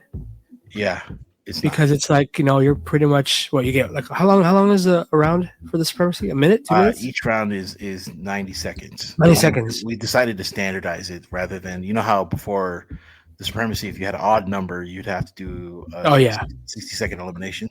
Yeah, it has to be either. Definitely has to be either 16-8, 16-8, 4, or 2, right? Yeah. Now this year, what we decided is we're going to go into Tokyo with a solid bracket already, so you should go straight into the battles, just like the scratch. Every single routine is 90 seconds. Okay. So that the DJs can focus on that rather than trying to cut or reshape their sets in different ways. But yeah, Tokyo. Yeah, I don't know. We have a few in the Supremacy this year. Definitely Japan. I don't know if K-Swiss is defending Supremacy. We have France that is always involved with the Supremacy. Unfortunately, the USA isn't this year as much as I'd love to. Yeah, yeah. Put the brakes on that one real quick. The USA is not entered in the Supremacy this year. No. It Tokyo is a very expensive city. Okay, USA, what's up? Yeah. Shout out sponsors that I've hit up every single month. I hear you.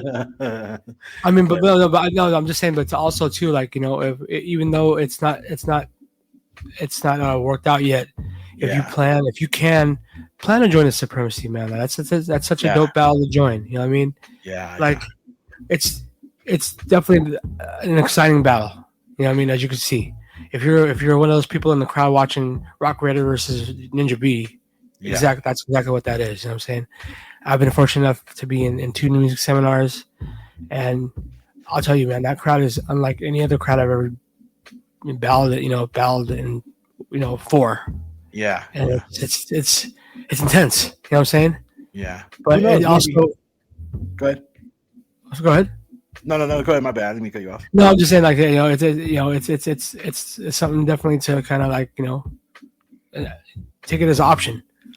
Yeah, maybe we have to do something like a campaign in the USA to just try and do some Supremacy battles, like one-offs, just to get people to understand it. Like, it wouldn't be bad to do a Western Conference Supremacy and the Eastern Conference Supremacy and just give a one-off prize to it. Yeah. So just to kind of, and that's the responsibility of us as branch managers and DMCs, is to find new ways to present the battles to everyone. And I had a lot of your great feedback about how to put the DMC USA together this year, and going back to the old formats of Western Conference, Eastern Conference, and single champions coming over for the finals.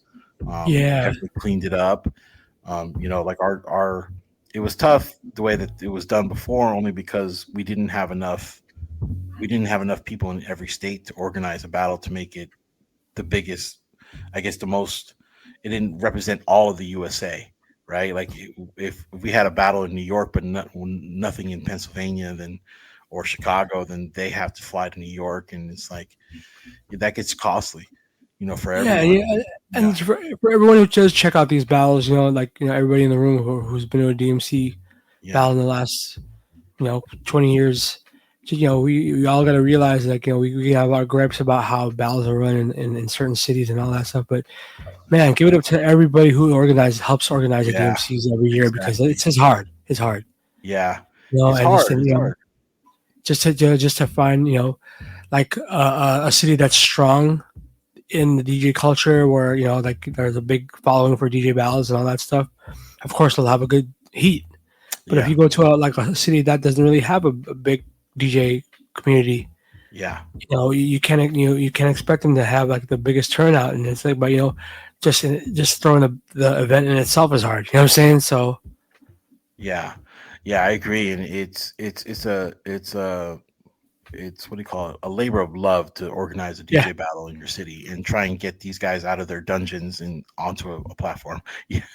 Well, man, right here is living proof of that. Trust me. I see it firsthand, guys. I see it firsthand. So, salute, my brother, salute that you are putting it down. With, and I'm thankful that you are taking the wheel a lot of this, because it definitely does take a DJ to help throw this. Yeah. Someone who knows, and someone who's seen battles, been to battles, organized battles, ciphers, all that stuff. Yeah. To understand, you know what I mean? Because it ain't easy for sure. Yeah, it's not. And so I sympathize with a lot of people that organized, battles in the past, and with the changes of the DMC USA. Yeah, it does. It does. Some of the promoters that were part of it. I still think that we're gonna return back to the live regionals. We just need to represent this art form to the masses in a way that makes sense, and it takes a little bit of breaking down to build things back up. Trump's doing that now, so he's really breaking shit down and making it hard. But yeah, there it is. Yeah, dude, I'm fucking making it really hard. But anyways, yeah, I'm still excited for especially what we're doing in the USA. With the finals being here in the Bay Area, and the way that we're running the Open, and and everything moving forward. Especially I'm excited, man. Yeah, especially with it being in Tokyo. Like, Tokyo was, I think, for a lot of us of my age, we grew up seeing you guys enjoy Tokyo. Oh, man. Oh God, what I'm saying? Like, it was like one of the first cities when I first started DJing, abroad for, as a professional DJ. That's one of the first countries I've been to with Q. You know what I mean? Yeah. We would tour Japan, and seeing, like I said, if you're a DJ nerd like I am, man, I mean, it's one of the best cities in the world to go for DJ culture, because it's so rich in DJ culture. Yeah. I think a lot of the OGs we've seen in the past DMCs and seminars, they will be involved this year. Or you'll definitely see them at the DMC World Finals this year too. It's just, and you'll see why they're still in the game. They're still doing their thing, and why Japan just has a special place in DJ culture. You know what I mean? Well, besides them birthing the 1200. Yeah. Wait, isn't it the 50th anniversary of the 1200 too? It's the 60th anniversary. The 60th anniversry? Yeah, I think it's the 60th anniversary of Tech. Like, they're, yeah, they're huge. It's 40th for us, 60th. Maybe you're right. Maybe it's 50th. But Techniques is celebrating their year for the turntable. Wow. Yeah, it's a big celebration for everyone, because we got a couple activations set up with Techniques, and if you're coming out to Japan, plan to be there. Our activations are going to run from, I think, I'm most certain that it's probably going to run from either Thursday through Sunday. That's activations around the judges, around the artists, around some of the sponsors. There's some I guess some merch that you're going to want to get a hold of. One of them you are helping birth. That I think that it's going to be a great great thing to get your hands on and bring home. We were talking about it this morning between us. We were talking about it with a lot of people. So we think, this year we're trying to make it feel like damn near like you're in the fucking 90s again, in the era of DJing, where, and I felt it a little bit when I was there with you guys for Three Style. Like, we had all the right people there.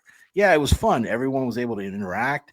We were walking around the city and kind of, we were all doing our own things. We went out to eat a couple times, and we got to visit Casio, and it's just a fun mecca for DJing outside of the US, that I think most people should try and venture to. And you have this time, we have until October to figure this out. And so still got time, y'all. Still got time. Yeah. Still got time. I would tell you guys, like, maybe at least by end of July, end of August, maybe you can still try to find some good prices for tickets. Yeah, but it's and then be daring. Maybe stay in one of those capsules if you're trying to save loot on hotel. Yeah, capsule. I mean, realistically, capsule is what, to sleep anyway, right? So you can just get up. Yeah, and we're gonna spend most of your day just digging for records, or going to toy stores, or going to getting gear, whatever. I mean, it's just a great place to just walk around. It's like, Tokyo and Shibuya itself is just one big mall. Yeah. So you really want to say that? Like, it's like, yeah.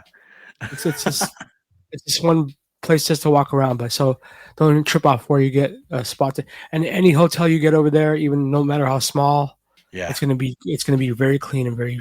It's one of the safest cities on the planet. You know what I'm saying? So, but I think that's why I'm saying I'm so excited for the World Championships to be in Japan of all places, because it's such a DJ city. Yeah, straight up. Yeah. The lineup too that we're putting together. You know what I mean? Oh man, I'm not even saying anything about that. The lineup together is very DMC friendly. Really very dope. Very modern in terms of who's involved and the people. Just imagine the amount of national champions there are in Japan too that we can honor. We definitely want to always pay homage to the people that the host countries, and we paid a lot of homage to the French. Wilfred did a great job of making sure that all the right people who were in the French community were there, especially C2C. That was an amazing performance, and I was pretty floored by the idea of like, oh shit, we're gonna get to see C2C live. Like I had to stop for a minute and just watch. Because, and we're hoping to kind of have that same magic in Japan too. Man, I'm saying like those DMC's legacy, man. We're not just talking about one country. We're talking about countries. You know what I'm saying? And some of the champions that these countries have produced. So it's gonna be kind of fun. But what was that? I always wanted to go to Japan. Yeah, man. I don't know if there's any questions in the chat that. Let's take some questions about it. But I do have a question for you. Do you have a Mount Rushmore of DMC champions? Oh man, you put me on the spot, bro. A Mount Rushmore of what exactly? Okay, let's start with actually the battles. Do you have a Mount Rushmore of open style DJ, open format style DJs? Open format DJ. Yeah. This is your personal Mount Rushmore too. I see my kids are asking me Mount Rushmore questions about cartoons. It's so hard to say because I think it's just still an evolving battle. I mean, I can't even count like the beginning of three style, which was 2010. Sure, yeah. Still, I still don't even want to go far. That's still new school for me. You know what I mean? Yeah. Like I mean, I can give you an example. So like, I have a Mount Rushmore of. Let's see, man. That's even harder for me. Okay, I'll say this: a Mount Rushmore of battle DJs, right? Oh, straight battle DJs. There you go. I'll say Craze is on my list. That's one of mine. This is tough. I mean, most of my influence is from the U.S., so I'll say Craze. I'll say Rock Raider. Noise is one of mine as well. Noise is one of yours. Okay. Raider, I think Raider will definitely be up there as well. On some 101. This is tough because I want to go a little newer. Well, that's what I'm saying. Like now we have to look towards the Supremacy because like we really think about the newer. It's the newer one per era, or you know what I mean, 80s, 90s, because we're celebrating 40 years, right? Right. Oh, now we can go all over the place. So yeah. So let's say 80s. Someone said he should say short. Nah. Come on, now. I would definitely put Cash up there. Cash, that's a good one. Okay, Cash definitely, because if it wasn't for Cash is responsible. We have to look at the responsibility of a lot of these 80s DJs. Yeah. And Cash is definitely up there. Just turning the turntable sideways for God's sake is Cash. You know what I'm saying? So yeah, and for history's sake, the DMC started in '85. Yep. So I'll say my '80s champion would be Cash. I mean, Cheese is another one because of Cheese is the game changer as far as DMC's path. Yeah, and we could also talk about that should be on Mount Rushmore as who are the game changers of DMC. Right. Mm-hmm. So, but let's stick on the '80s real quick because so '80s is Cash. I like that. Okay, so let's go into the '90s. There's quite a few in the '90s. I'll list them off. So Q has to be on the top of the list because I think yes, for me, because Q's comments after him and Mike won the second championship, pretty much the path of DMC for the rest of decades to come. that's true. The influence from him in the 90s. I mean, he didn't win the 91, right? He came second place, but everyone tried to bite him the next year. No one tried to do no one else to try to do a handspin on the turntable. You know what I'm saying? But everyone sure did try to fucking do the needle thing and flip it upside down and you know what I mean, all that kind of stuff. Like but just his whole comments of the straight, you know, no body tricks, straight sound. I mean, what if he didn't say that? You know what I'm saying? Well, how would it be after that? That's true. Yeah, that's Q's influence overall on everyone moving forward. That's what I was saying. Like, there's a shift between the 80s style of DMC champions and the 90s style of DMC champions, and Q's hip hop background really kind of rubbed off on. If you look at the list, like it goes from Q to Rocksteady DJs and so forth. But you have Noise, you have A-Track, then you have Craze, and it's like okay, there's a lot of influence from Q in his style of DJing. So I would say Q is on my Mount Rushmore. For the problem is Craze toes the line of the 90s and 2000s. Yeah, I mean he's you know, I think what was for Craze is Craze set the standard. A standard that was just definitely hard to match, really. You know what I mean? Like as far as like, you know, the standard of covering all areas and stuff like that. So fair, it's fair to put both there. You could have Chisel another one. I would say, I mean, man, can I throw Steve in there? I'll throw Steve D in there. Okay, fair, yeah. It doesn't have to be. I mean, just the fact that you know, putting beat juggling to the forefront, right? And you know, people don't know, but you know, Steve D was world champion. He was the 1990 seminar champion. Yeah. You know what I mean? He was seminar world champion, and it just shows you that, you know, his influence and, you know, on how beat juggling was a you know, a prevalent part of the battle scene. You know what I mean? And of course the X-Men as a whole. You know, Raider, Rob, Sinister. Like I said, as me coming up as a battle DJ. While everyone was really focusing a lot more on scratching and all that, I leaned definitely towards more the X-Men style. You know what I mean? Yeah. That's true. I see that 100%. But yeah, like I think '90s is definitely the you know, the forming years of stuff that was to come. You know, so cool. So we have a what do you call it? We have Cash Money. We have Q and Steve and Craze. Well, for me, it was Craze just because of, you know, when I first saw Craze and you, and a lot of this was that 98 era. And yeah, that was a great battle. That the 98 USA was definitely one of the craziest years of the DMC USA, you know? Like, Who just the amount of that was Christy. Shouts out to Christy Z, who put on an amazing battle that year, and you know, shouts out to her for definitely putting down, you know, just finish, you know, 100%. Dude, she deserves, she deserves, exactly, because she, I mean, and she, you know, one thing I'll give to Christy, she definitely kept, I mean, and I man, who would have known what would happen if she didn't continue it, but she kept the hip hop element in the DMC. Tough, real tough. Yeah, the Christy era she gets so much. She should deserve so much respect for that, because if you didn't have that influence, it just, you know, who would have known what turn the DMC would have taken? Really, you know what I mean? Come back, Christy. I love her. You know, she deserves a lot more credit than you know. She deserves to wear a jacket. She deserves to be Hall of Fame. Everything. Yeah, absolutely. You know, in hip hop in general, because of who she is as a person. As a gender, as a cultural, you know, as a religion, she's true to herself and the people that she represents, and I love her to death, and you know, I'd love to see her back kind of in this, but I know, you know, how it is. But okay, so we got Cash, we got a Steve, and that's the 80s, and then we got our 90s, which is, I would say a general consensus is Q, and then you have some wild cards within Craze and Steve D. For the 2000s era, which is where it starts to get really heavy. Yeah, it does get really heavy. Real quick. I just want to throw another 80s guy in there. Yeah, I want to throw Aladdin in there. Oh, okay. Because Aladdin was right before the 90s turned the 90s.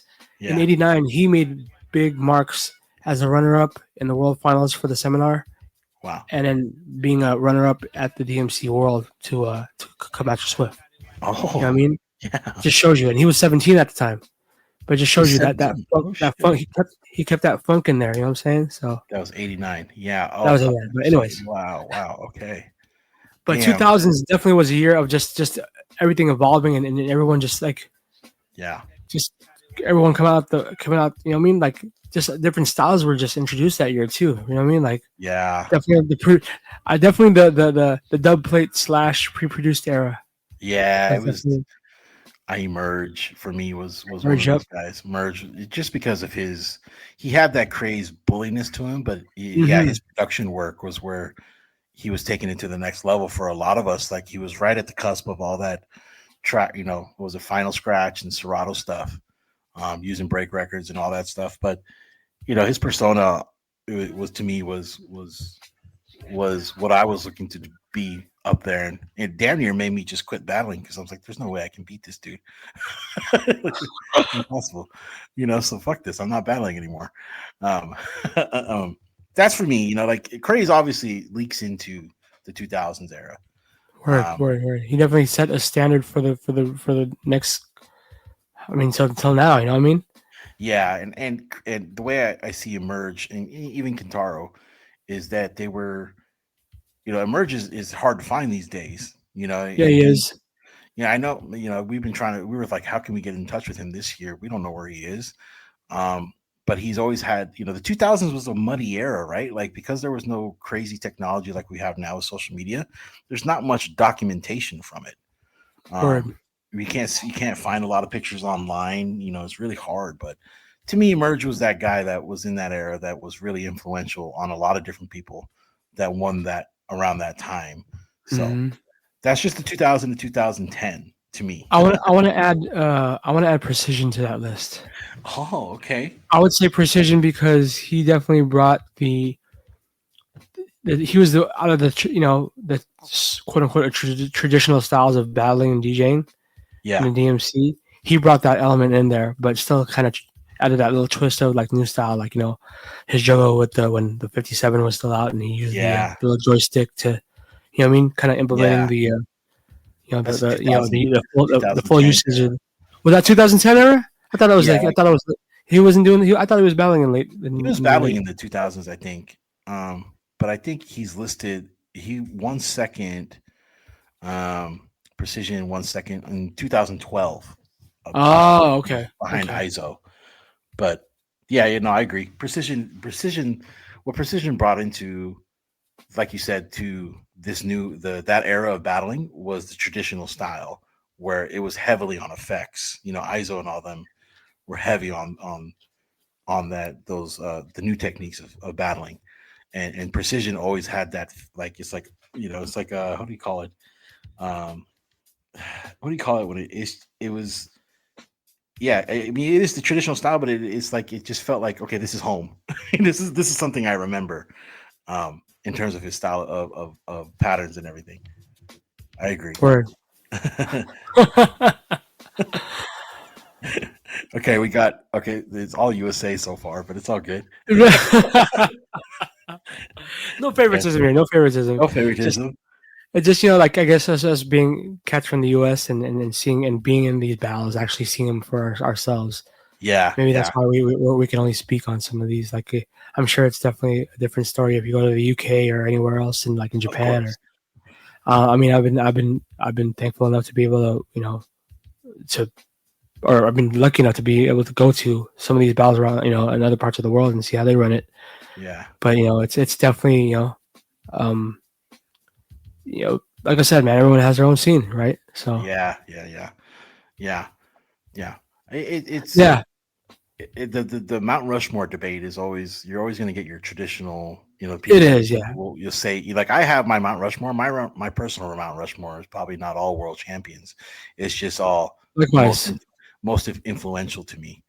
And it doesn't have world champions on there. It might have a couple, but it changes. There's different categories for it, so it's always just kind of unique to see what people are saying. And let me see what they're saying in the chat. What their personal. Who's your guys' personal ones? Put it in the chat room real quick. Crazy. This is definitely all up for debate. Kentaro. And Kentaro, yep. Someone said, yeah, dude, this is funny. Enfo's on my list. Yeah, Enfo's. Manila Ice. Damn, dude. What's up, dude? Texas. Info. Pick up info. Yeah, dude. It's I don't know. This year, I think the 2020s is going to definitely. It's the era of K-Swiss. I think in a lot of different ways, not just because you've seen him grow from a young age to what he is now. Right. He tried to go for the double championship last year and could have gotten it. But Fumi is one of those guys too that I feel is he's due, for he's been at it. I mean, this is for how many years now? Good God, he's I don't know. Man, so many years. I think he's due. Like he could have had it last year. He's catching up to Crazy B. Yeah. Oh yeah. You know what I mean? Really? He is?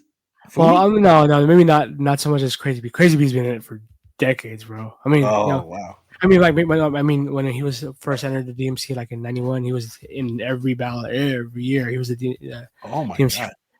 I'm trying to figure out what other national champion has held that title over and over again besides Crazy B. You know when did Fumi start battling? I remember Fumi from the man. Damn, for real, he's been battling that long. Damn, I mean, I remember early. I maybe because I judged a couple of local battles in Japan that he was in. But I know Fumi's been in there, yeah, for sure. Okay. Someone said Clever. Yep, Clever was dope. Dude, yeah. Clever is dope. You know what I mean? Yeah. Chris Carnes was definitely what year did Chris Carnes win? 2012. 12. Yeah, I think it was 12. No, I take that back. 2011. I just posted about it. Yeah, Vajra. Yeah, 100% Vajra. Kiko's juggling was crazy.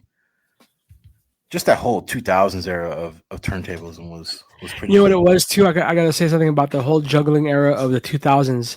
If you really think about it, how everyone in the 90s was juggling like primo beats. Yep. In the 2000s, it was more like everyone was juggling Timbaland and Neptune beats. You know what I mean? Yeah. And I think another person, I don't know if any of you guys checked out the Scratcher podcast, but we're talking about like, is it hard to do we find it hard to find to juggle today's music? Yeah. And that's another thing too. Is like it's hard to find certain songs now that have that appeal to juggle a certain. You know what I mean? Yeah, that's true. So is that why maybe it's coming to the point where folks are having to pre-produce their own stuff so they can make it easier to juggle? You know what I mean? So they have that head note or something in the beginning of on the one to juggle. Yeah. You know what I mean? So you're right. Yeah, my kid listens to a lot of older music, and he feels that the music today it's not that it sounds the same. It's just it's limiting. It's made for like TikTok style stuff. Yeah, no, that's true. Where there's a bit more complexity in the older music. I mean, we're at the 5-second attention span. TikTok attention span, man. So it's like there's really no, you can't let that thing breathe on TikTok. You know what I mean? It's just like so. Yeah. That's dope. It's dope that your kids are open to the older music. So. Yeah, I mean, all these kids are the R&B and my kid on the other day. What's that one song? Was it Pretty Brown? I just played it. Anyways, there's an old R&B track that's from the 90s, and him and his girlfriend love it right now. There it is. Yeah, and it's like they just like my kid loves like Biggie and Tupac and some of the older music. It's not because I introduced it to him, but he now with Spotify he can just go find different versions of the artist or different styles of the artist similar to it. Word. And it hits different with these kids, whereas he feels modern day R&B just feels a little too depressing. Like it doesn't, there's no love. I was like, but we've been saying, me and Locke have been saying this, like loving hasn't been cool for a long time. Yeah, like what's wrong with it? What's wrong with it? Like it's all good. Like we can be a little lovey-dovey. I hear that. No. Selection. There goes the selection part, man. You got selection matters, man. Straight up. So. Yeah. Oh, it's Breaking My Heart by Mint Condition. He heard that song and was like, "Oh, there it is." It. Yeah. Big tune. But yeah, man, it's like so. I mean, we're talking about 40 years of champions in the DMC. Rest in peace, Roger Johnson. Yeah. The DMC's first champion. If you listen, you could listen to his championship set on YouTube, where you could just see the dope. Especially that that hip hop, that early hip hop influence on the DMCs. Yeah. So. Yeah. Like I said, man, I just hope. Not even I hope. I look forward to the new champions for this year. I'm really curious to see who the new generation of champions are from different countries, especially with the new countries or the countries who are coming back, like Indonesia. Yeah, you know what I'm saying. Yeah. Does Philippines have a champion this year? We're working on it. We're talking to the branch manager and trying to encourage him, and there's people that we can reach out to help with coordinating some things. Okay. We are definitely looking at that part of the world. Australia is already strong branch. The one country that I'm surprised is not in this yet is South Korea. Whoa! Because South Korea is right next door to Japan, and it's like there should be a South Korean branch. So if anybody's out there, in South Korea, like, looking at it, like it's and I mean definitely for the Open, right? Like that should be, There's a lot of dope DJs in Seoul, man. In South Korea, so. Yeah, and we got majority. I mean, obviously, we have some inquiries from Singapore, and we're hoping to get. If there's something in Vietnam, we already have Thailand with Guitaro. Big up the whole Thailand crew. Yeah, they're always keeping it alive. I was supposed to actually judge the last year's Thai finals, but after what happened to me, so I was like, I didn't get to go. But they're really still heavy into it, and they're still trying to preserve that scene. And there's still a good amount of folks who always check for DJ battles out there. I mean, I judged a bunch of DMC Thailand finals, and they're hardcore. You know what I mean? They're really dope. Yeah, and it really comes down to the community supporting it overall. Because if our numbers grow, if the number of DJs that enter grow, more and more, support will come for us to grow this beyond. We're already around the world in terms of the amount of branches that we have, but the history of DMCs and what Dan and Alex, the coordinators up top with us, are trying to do is just continue Tony's legacy of being that platform, and he's done an amazing job. And I encourage people to learn about Tony's story and his backstory about what he's done as the founder of DMC and where he started on the boat. Like that's kind of crazy story. That's if there's anyone who needs their flowers. Yeah. And someone that we need to bubble wrap is definitely Tony Prince, because if it wasn't for Tony Prince, oh my goodness, I mean, birthed the careers of how many people? Yeah. You know what I mean? Yeah, exactly. And we really lost one person, and I like I said, I gotta rest in peace my big brother Clark Kent, who was very instrumental in the later years of the new music seminar. Right. Like I said, I always say, like, if it wasn't for him, I wouldn't be known, because before DMCs, I was in the seminar battles, and he was the one who pretty much for him, DJ Scratch, Richie Rich not picking me in that battle, I wouldn't be known. You know what I mean? Like, he gave me that platform. Yeah. So like I said, we give flowers to all these folks who, that's on a bigger scale, right? Because that's the overall organizations. But yeah, big up everybody who puts on a DMC heat in the city. Yeah, That's not exactly. easy. Like I said, that's It's not not. easy. Yeah, But yeah, but just realize that they're putting on a platform, a stage for you to perform on, and right. show you do your things, and that that's a stepping stone to something else. Yeah, So come support. If you happen to be in the room, if a DJ battle happens, to, it doesn't matter what it is, if it's a DMC or whatever, come yeah. and support it. You know what I mean? Definitely support it.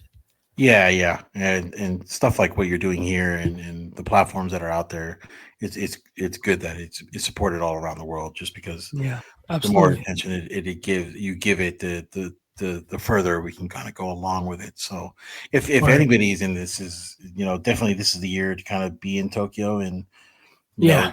meet and greet with Tony Prince, greet with Dan and the Yeah. rest of the team and all the branches, and Take just those soak it pictures. up. Take those pictures while we're all still here, man. You know what I mean? Like Yeah, yeah, tomorrow's not promised, yeah, and you know what I mean. Like I said, we got. I definitely can't wait to take a picture with Tony, man, because he's like yeah, I said, he he put up so many so much opportunities for us. You know what I mean? yeah, yeah. And then Exactly. it's DMC's 40th anniversary.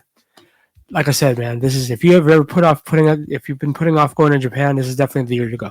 This is Straight the up, year. Yeah, 100%. especially if you're a DJ, especially if you're a scratch DJ. Come and join Yeah. make it. I Yeah, think there will be sessions, Scratch DJs. yeah. There will be sessions there. Don't worry. Yeah, exactly right. And think about like I would love to make like I've been talking to Antrix, and hopefully if time permits, if Yeah. venues permit, I would love to have panel discussions. You know what I mean? Something for us to kind of all get together and talk about like how we can keep this legacy of DMC and just DJ competitions alive. You know what I mean? Yeah. Because there's so many DJs that like I said, this is the one universal language as scratchers, as beat jugglers, DJs that we speak. Doesn't matter, we don't have to speak our language, but we all speak this. We know exactly who's dope, what's and how it.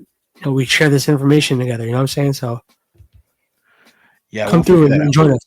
Yeah, the panel, like stuff like this or a panel discussion is being considered, and we're just trying to give anybody that comes to the DMCs an experience that is going to be valuable in many different respects, Yes, whether it's sir. entertainment, education, and overall, like if this is the perfect time to kind of connect with those top dogs in the turntables community, because we're all trying to celebrate 40 years of DMC. So this is the year. 100%. I Definitely, 100% definitely. agree. Man, is there anything else that we haven't covered as far as or maybe important? Is there any deadlines that you maybe know off the top of your head that we should let the crowd know? As far Yeah, as like yeah. the DMC For USA finals, maybe for one, I think because Yeah, number that's one with the DMC USA, the deadline to enter online is June 15th. That's for everyone, excluding the champion Kid RC3. June 15th is your deadline to enter for the Classic or the Open. it's coming up, Uh, y'all. it's Coming up. coming up. That same deadline is for the global wild card for the Scratch, the Classic, and the Open. All of our judges are going to be taking a couple weeks to kind of get through those those submissions. So we want to make sure you get your stuff in on time. The DMC USA Finals is happening August 9th. Right now it's at the Midway. It could change, but it's at the Midway. Tickets will go on sale for the DMC World Finals and the USA Finals about 3 months before the actual dates. Which should open soon. So just stay tuned into the social medias for both channels.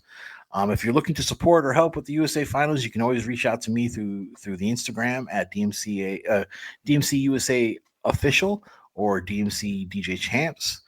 Other than that, man, like it's where the DMC USA is just open to working and partnering with anybody that's looking to contribute to it.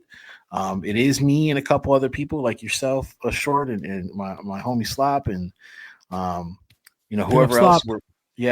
we're partnering with. We're just trying to maintain this, and shout out to Precision and Donnie D. They're very much still a part of this. Precision is dealing with some health issues, but I keep in contact with him to make sure that he's involved, and I hope to have him here at the USA Finals. Big up Precision, man. Yeah. Too. But big up to you too, man, for recovering and being right back here. So I'm Thank glad. You, yeah, man. I really wanted to be involved with so much. We're trying to work so much together for in Paris, and I really wanted to go, but of course, Yeah, I remember you FaceTimed me while I was on stage. That's right. I was like, "Oh shit, I'm in the middle of the event, dude." Oh shit! You know what? Let's so I'm more excited than ever to be part of the World Championships this year. And to be on the 40th anniversary, I think it's going to be a great time for a lot of us. Yeah. For all of us, man. If you could, like I said, man, if you have not been to Japan yet, this is definitely the year to go. Make plans now; it's not too late. You know what I mean? If you act soon, ticket prices aren't as much as you think it will be. And like I said, don't be afraid. Definitely stay in one of those those like I said, what do you call those? Capsules. Airbnbs are good too. Airbnbs are good too. It's not hard to travel in Japan, especially. All the signs are in English. The Translate app on your iPhones, use it. It's like one of the best things you know what I mean? Yeah. Man. Yeah, that got me in lock and eye through when we were shopping. You know what I mean? Just being able to put the camera on a product. Yeah. We did that too. Let them talk into like at the hotel. We let them talk into the phone, and after it would just come out in English. Yeah, translate. Amazing. So, dude, I wish I had that when I was there. I remember. I mean, I don't want to spend time on this, but I got super lost in Tokyo the last time. Oh no! There. Yeah, I was like 3 hours out of Tokyo, near Mount Fuji, and I was 3 hours. Yeah, I didn't know how you went that far. Yeah, there was a day where I was like, "Hey, do any of you guys want to go Mount Fuji?" And you were like, "No, we're practicing." I was like, I think I'll just take a train out there. And I nothing's in English, so I was like, "Oh shit!" So I got on the blue line, then got on the green line, and then I got on a train that looked like Thomas the Engine, and then ended up near Mount Fuji. And the fucked up part was when I got there, it was all fucking clouds, and I was like, "Oh, you son of a bitch!" So and then I didn't know how to get home. And so luckily I went to this tourist spot, and I was like talking to the employee there. I was just, how do I get back to Tokyo? And he was like, take that bus. And the bus took me 3 hours back home. Like, oh my God. I'm never doing that again. I gotta have something. So kids, Translate app is everything. Translate app, 100%. Yeah, man. If you could join us this year in Tokyo, please do. It'll be really fun, guaranteed. We are planning a bunch of things, and definitely some nice keepsakes for you guys to take home. And, it's definitely being a picture Kodak moment for everybody. Like, you know what I mean? There's a lot of things a lot of moments to capture. And I know, like, I'm not gonna say anything, but I've been seeing what the guys from DMC and Antrix are putting together. The lineup's gonna be dope, very solid, and you will not be disappointed. All right, so 100%. Yeah, and if you're down, I'm down to go digging with y'all. Maybe as long as Coco didn't get to the records first. Right. That's why I think about going to Japan. Like, damn, Coco was here. How long ago? Like, did Coco? He was here last week. I'm not going to it. I know he's already here already. Dope. But yeah, man. Brother Antrix, thank you, my brother. Thank you so much for doing this, and I'm glad we got to talk to everybody. Absolutely. Like I said, if you guys have any, we'll probably do this again as another final. Maybe when the U.S. finals come along, or we can have another table talk when we have more other important things, deadlines happen and stuff like that. Maybe right before the World Finals, we could talk about the finalists. Yeah, for sure. That'd be dope. Preview what happened in the national finals. Absolutely, that would be sick. That'd be sick. Yeah, good shit. I appreciate you. Thank you. No, right on you up, man. Thank you for doing this, and big up everybody in the room sticking around. We'll do this again. Definitely follow the socials, and keep in touch with everything that's happening on DMC. If you follow, you should already be following DMC DJ Champs. Yeah. And DMC USA official, correct? Correct. Yeah. Yeah. If you buy a hat, you support the DMC scratch. So, you know what? Show them that hat real quick. Yeah. Show that. So this is the hat. Oh, you can see the logo. Look at that. And it's our 2025 year hat. So if you purchase the hat, all that money goes towards the DMC Scratch Champion. You'll see it on the website. We have some buttons too that we printed. I don't know if you can see it, but oh yeah, there you go. Put in. Yeah, if you donate even $1, if you see that, I don't know if you can see that, but it's a USA. It's USA pins for anybody that supports. We're just trying to get this community base around it. I'm about to cop mine right now after we get off. Yeah, I appreciate it. That hat looks dope. So, all right. Yo, chat room, take care. Thank you guys so much for joining us for this episode of Table Talk. We'll be doing this very soon again, and stay tuned for the raid, man. We're about to send this to my brother DJ B. But yeah, thanks for tuning in, y'all. Take care. Peace. Antrix, see you, bro. Thank you, man. Catch up after this. All right. Peace. Later, y'all.